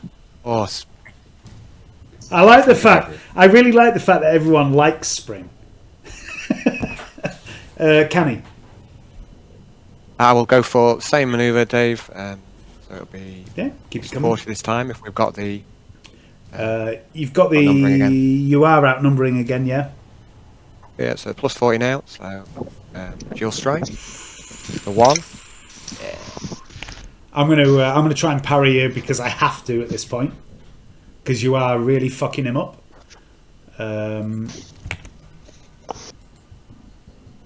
No, that's yeah. 2 hits. Can only be one. Champion of the arena. Sweet. Both of them. Yeah, they're both pretty good. 13 and 19. Okay, so the 13 is 5 halved, 3 wounds, and the 19 is 11 halved, 6.5, 7 wounds. So that's 10 wounds from Canny. Once again, Canny's really showing Spayr who's boss right now. It's almost like Canny is fighting like a man possessed.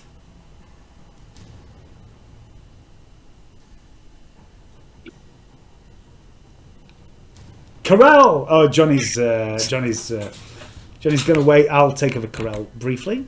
He's going to do what he did before. So all out attack. Ganging up, we're on +10, aren't we? Oh, are we on +20 now? Yeah, we're back on +20 for ganging up. Unfamiliar weapon, +30. Oh, Johnny! Yo. Johnny, it's Corell's turn. Yeah. I assumed I was going to roll for you, but you're back now, so I'm happy that you are. Would you like to continue your mutilation of Spayr? Don't freeze on me now, Johnny. Jesus Christ. Look at him. He looks like a pilot. He's not a pilot. He's just a man. He has frozen. He's either frozen or he's trying not to shit himself. Yeah. You might be able to see this. Oh, no, he's rolled. He's rolled, look. +20. It should have been +30. But that's a hit. Johnny, if you can hear us, we can't hear you. You're just a frozen man. Good Frozen man. It's a Paul Weller song, isn't it? That's the changing man. Sorry, So that's half to 5. Diminished Yeah, again. 2.5. 3. Another 3 wounds. If that helps. I can hear you now, Johnny, a bit. Yeah, I can hear you. You're a little bit robot. It Yeah, sounds like that's something fucking with your... Turn your camera off. Yeah, it might be worth turning your camera off. But that is... Oh, while the McCann stumbles again, Corell. Hannibal. How many wounds did he do? 3. Half action reload, half action shooting Spayr. Okay. +10 total. Back. Is it? Yeah, +10 red dot. Range, +10 single shot. +10 range. Shooting into Don't combat. think I've -20 for that. Don't think I've got any other modifiers. I generally trust people when they say what the modifier is, but I like to talk it through with people just in case I can give them a bit more. But yeah, +10. See, I think you've found here the limitations of Paolo's rifle. That it's fucking great when you're aiming, but because it's only one-shot weapon, you can't fire every turn with the aim because of the one-shot reload. But oof. Yeah, I'm going to use a fate point. Yeah. Reroll. But it's supposed. That's the weapon it's supposed to be. It's supposed to be an incredibly powerful. Yeah, you don't want really high fucking penetration or really high damage weapons being able to fire every round. It's called being overpowered. Exactly. It's a trade-off, isn't it? You've got 2 rifles. One can fire a lot more often and has lower damage and lower AP. This has massive damage and massive AP, but can only be realistically fired much slower. That's unlucky. Hang on. You can spend a fate point if you've got one to give yourself +10, which would make it. Yeah, I will do. Yeah. Just a normal hit, unfortunately. Yeah. I should be rolled a shitty fucking attack roll again. Damage roll, sorry. You do, Dave. Believe in you. Told you. Oh.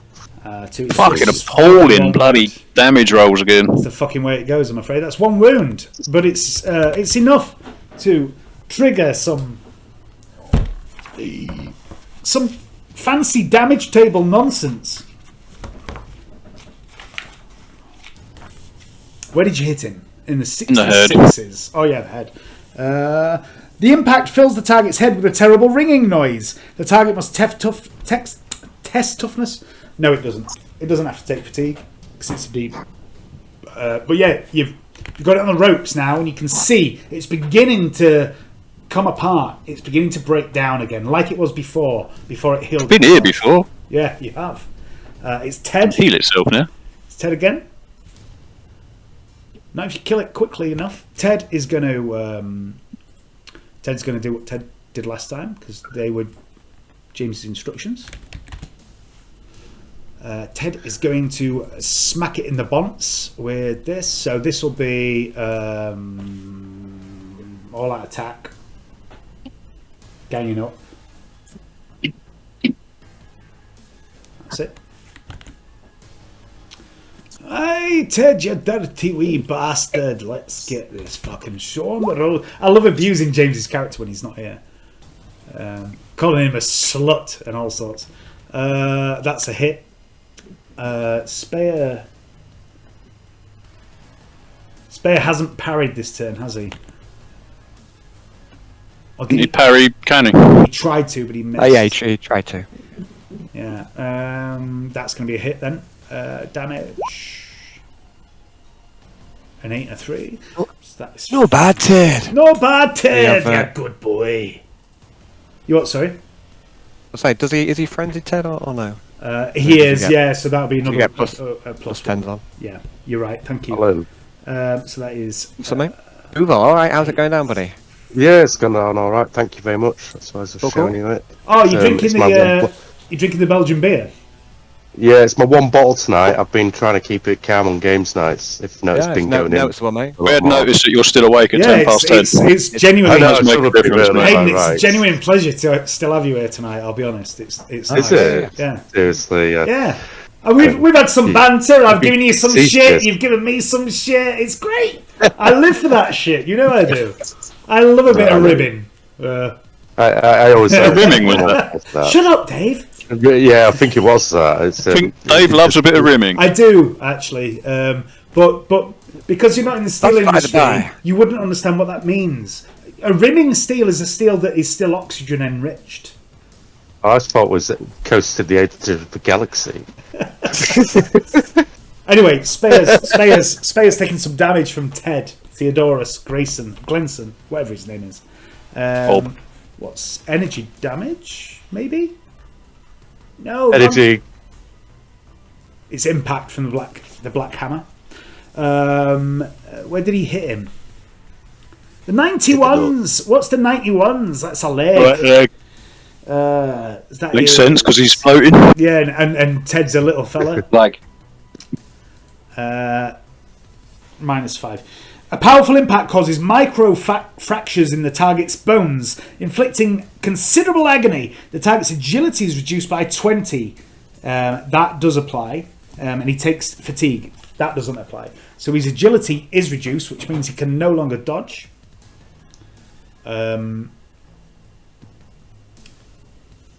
What's your agility slab?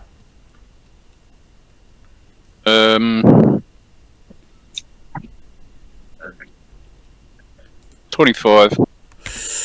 That reduces old Wiley McCann's agility enough that Slab acts before him now. Now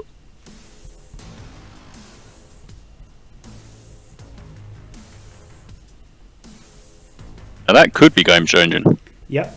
Yeah. It could. Spayr stumbles. That's Ted's turn. Light is still dead. Ferinus. You still there, Johnny?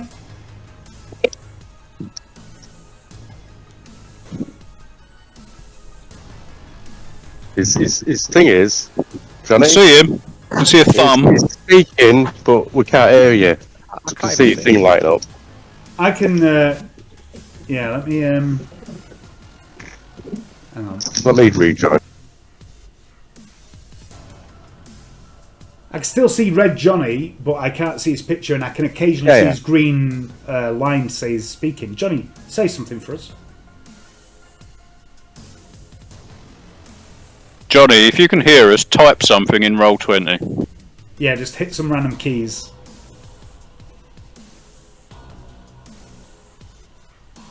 So I'll have a wee and grab a beer and give him a minute. My hands have got suddenly fucking cold. Yeah, it's no good. I don't like the cold. The house has been quite chilly over the well, everywhere's been fucking cold as bollocks over the last week, but I haven't really had the heating on that much. Just been warming the house up to 16 and then turning the thermostat down so it's got quite cold in the house. But we've got quite high temperatures for the next week or so, so hopefully it'll warm up a bit. Get the old step-toe gloves out.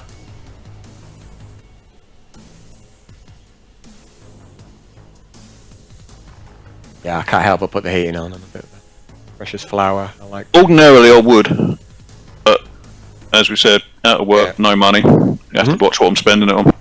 Yeah, makes sense. In a way, I'm sort of glad my mum's not here at the moment because she was 5 foot nothing and weighed about 3 stone, so there was nothing of her, and she got cold in the middle of the summer, so we'd have the heating on relentlessly now, and it would cost an absolute fortune.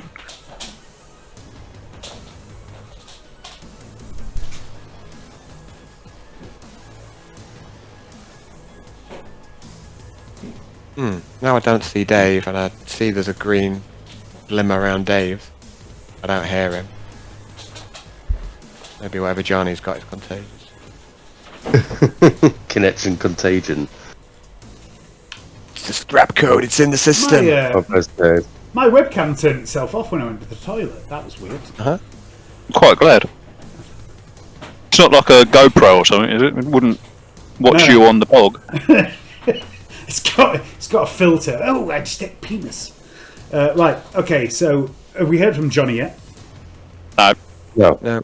Okay. So what do we think Theranos would do? Where is Theranos? Theranos is when I shot at Bufferman, somebody said I was going to do that, and I don't know if it was Eric or Theranos. I said I was going to shoot them. Yeah, Eric did, and he missed. He missed them all. Makes sense to do the same. So. Right. Makes sense to put a crack. Well, no, if we're metagaming, it makes sense to put a crack grenade in Spayr. That wasn't. Yeah. So. What I would crack grenaded him last time. I mean, Theranos is a soldier. He's a tactically aware lad. So there's two things that Theranos would be doing. He'd be looking at target priority. He'd either be putting a crack grenade up Spayr's arse, or he'd be putting a frag grenade into a group. He has been firing a lot of crack grenades at Spayr. And he hasn't got frag grenades loaded. He's got a full clip of crack. So this will be his last crack grenade as well, I think. So if that's what you as a group think he should be doing while Johnny's not here, then that's what we'll do. Yeah, I think it's what Johnny would want. Okay, so it's... He'd want to steal the kill. Half aim, single shot, range, shooting his combat. That feels like what he did last turn.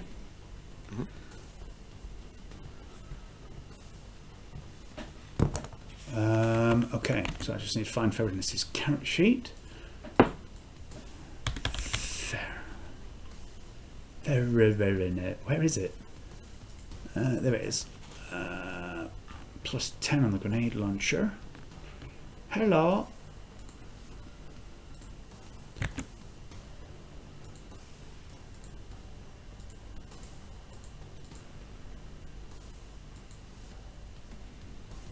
Oof. I feel like Theranos has used his character his fate point tonight. Johnny hasn't tracked it from the look of this. He's hit somebody else. Yeah, he has. Alright, just for comic effect, he should hit Carol. Oh, come on. I'm just trying to double check that he has used his fate point. I think he has. Damn it, I don't know for sure. No, he hasn't. He hasn't used it. So I'll do it again.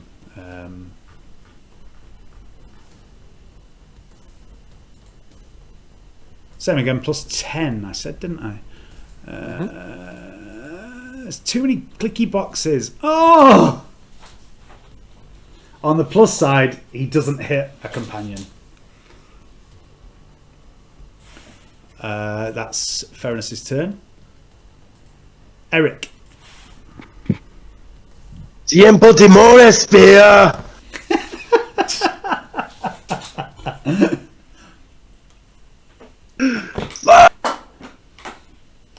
I'm gonna use my last fate point now. What are you shooting at? Because Eric's not feared. Eric, right. Eric's not feared at the moment. Full armor. No, Spayr on full auto. Spayr on full auto. Okay. Yeah. All right. Right. Because he's got to go. He's got to go soon before he casts magic. Okay. So this will be you're at short range. So that's 10. You're at full auto. So that's minus 10. Standard. And you'll be minus 20 shooting into combat. Oh, actually, that's good. But I'll shoot Pufferman then. Okay. And So that's that'll gonna be just normal. Straight roll. Are you back with us, Nope. Johnny? Yeah, I'm back with you guys. Okay, I did. I wasn't sure if you were coming back, so I did Theranos. Yeah, that's fine. I fired a crack grenade at Wiley, and I missed. So I used his last fate point and also missed, but not as bad that I should have hit someone else. So you didn't hit anybody. That's good. Which is good. Eric sprays once more down into the corner at the plebs. Doesn't hurt anyone. Stop shooting stuff off in Spanish and I start aiming. And then it's slab. All out attack. Okay. So plus 30, you're outnumbering. Are we at plus 10 or plus 20 for outnumbering? 1, 2, 3, 4. You're at plus 20. Okay. So I'm at plus 60, plus 30 for thingy. Plus 10 for Frenzy. Yeah. Plus 10 for it being a demon host. Plus 60 is the maximum you can ever get anyway. So.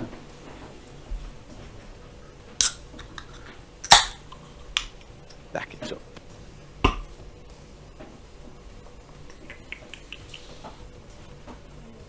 That's a hit. Rolled under 111 on a D100. Well done. Oh, dog's kicking me in the bollocks. The joys of pet ownership. Man's best friend. I've got like a big fucking footrest thing that I've got my legs up on and the laptop's on my legs, and he likes laying between my legs because he feels like he's getting hugged from every direction then, and he's stretching his back legs out and just kicking me in the plums. Bastard. Repeatedly. Really, I really have to listen to your accent a bit more, Dave. Because like, plums has just made me laugh quite a lot inside. Yeah, plum. Right, the plums. Oh! Yeah, Critical. plums. I like that. Right, the plums. Does this get the same bonuses as the? Yeah. It does. It's pretty hard to fucking fail, isn't it? Really, it's impossible to fail. It's a roll 100. Yeah. Okay, so roll another d10.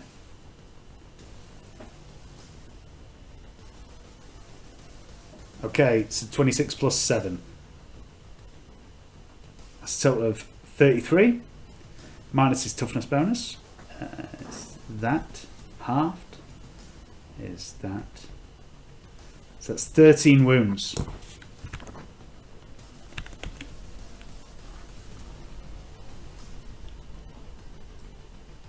Where did you hit him? 74. I think it's the leg. The leg. Up the leg. Anything but that. 13 wounds, did you say? Yeah. That's you got your damage finally, Dave. I think that's the highest damage single hit we've had. Well, you've been with us. It's not in the long run. In this fight. Oh, fucking hell, there's been some mental ones. Do you remember when James just kept rolling D10s when he was shooting Tissiak? And he must have rolled 5 in a row. It was fucking mad. Anyway, That was the left leg. with a meaty chop, the leg comes away from the hip. The target pitches to the ground, howling in agony. The tide of blood that spills forth from the wound is so intense that anyone within 6 meters must make an agility test or fall over. Can you roll one for Seraph for me, because we're in the garage? Yeah, sure, mate. I don't mind you doing that one. I don't mind it falling over, it's funny. I mean, it's not like, you should get hurt from that, right? Who cares? How does... Tell us Seraph. Not my character. Survivors. How does The pile of Susan Suzuki. Add them to the pile, yeah. What were you saying, Alan? What's Ghostfire do to your agility? Plus... Doubles it. Doubles your Double agility edge. bonus. Yeah. Okay, so it doesn't help here. No. I'll use my last.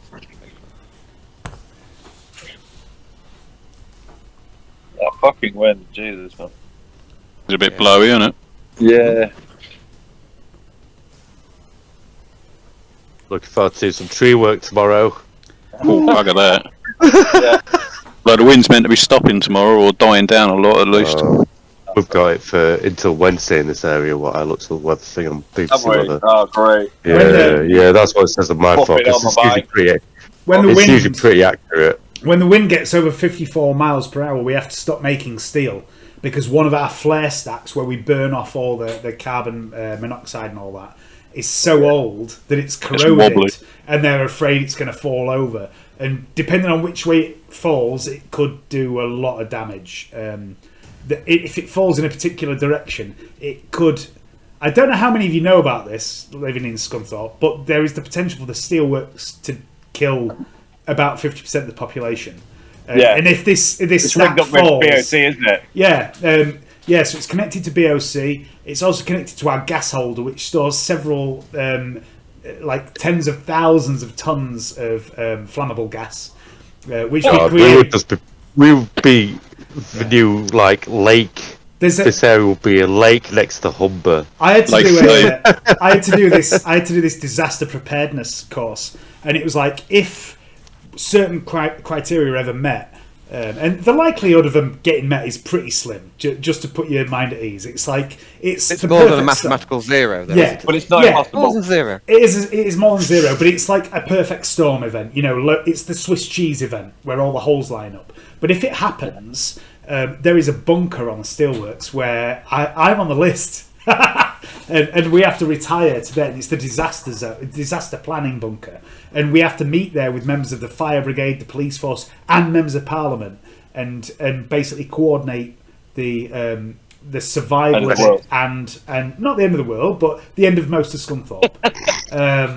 And they reckon the death toll, there's a very good chance. Bearing in mind, Scunthorpe's population is about just under 100,000. They reckon potentially the death toll is 85,000. Hundreds of pounds of damage. It's reassuring as fuck. And the best thing about it all is that I'm on the list. We're not used to your lucrative southern wage.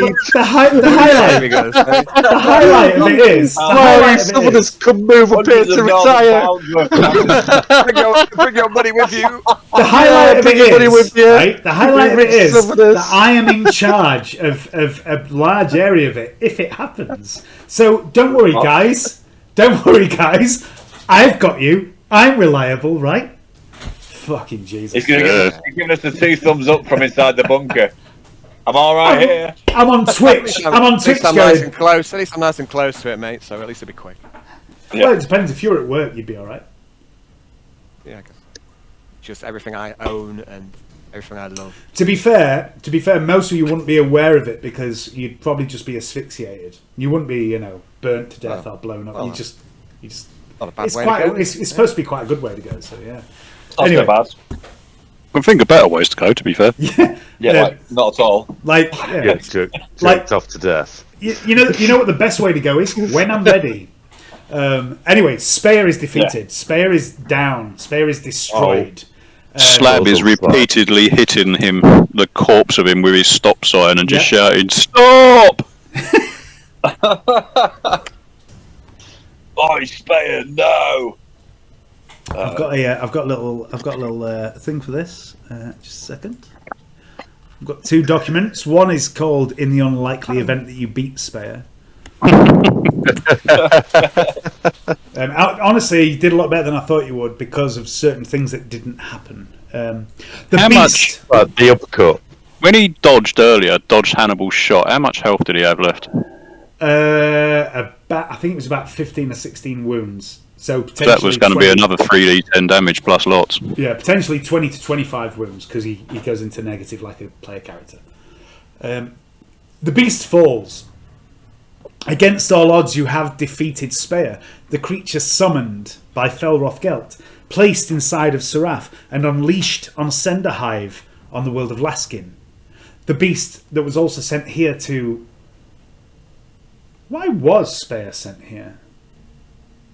This is still a mystery. But it matters not, right? Mesmeron has returned to Scintilla. She will get the answers to such questions. Right? The man once known as Wily McCann twists, judders, and begins to collapse in on itself as though imploding. It screeches and wails, fury and agony. A wretched, forlorn keening begins to come from his body, the howl of the damned, the cry of something that does not want to go back to wherever it is going. You have defeated this beast, but at what cost? You look around the tent. Several of Canny's friends are dead. Light is down.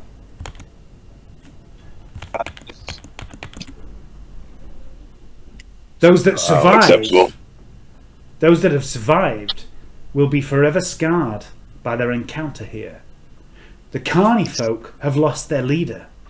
Canny has lost his father figure, and those that are still here, those that are not of your team, have seen something they ought not to have seen. There is, of course, inquisitorial protocol for such matters. Exterminators. The dying, rapidly decaying form of Wily McCann, little more than a bloody pile of bones now, crumples to a heap. Its skull slumps to one side, the jaw drops open, and in the depths of your mind, each of you hears a voice. See you real soon, fleshbag. Outside the hive skin wall, the waste storm, a combination of seemingly random pressure changes and unusual weather events that has whipped up the radioactive, razor-sharp silicate sand of Decilium's surface into a vast, swirling hurricane that batters Hive Decilium Primus, tearing at the hive skin, finding entry here and there where its deadly touch caresses those unlucky enough to dwell in the unsecure places. Or those recently exposed to the atmosphere by, for example, a shuttle crash, begins to die out. Many will die tonight, caught in the flesh-shredding sands, knocked from the hive's high places by terrifying winds, crushed beneath falling superstructure, and some will die later from exposure to the fallout, to the remnants of a centuries-old war disturbed today by the violence of this storm. But as Spayr breathes his last, the storm dies with him. The death toll will be high, many thousands, no doubt. But were it not for you, the body count would perhaps be much higher. And Canny, you feel something deep within you. A sense that somewhere, someone, or something is very, very pleased with you.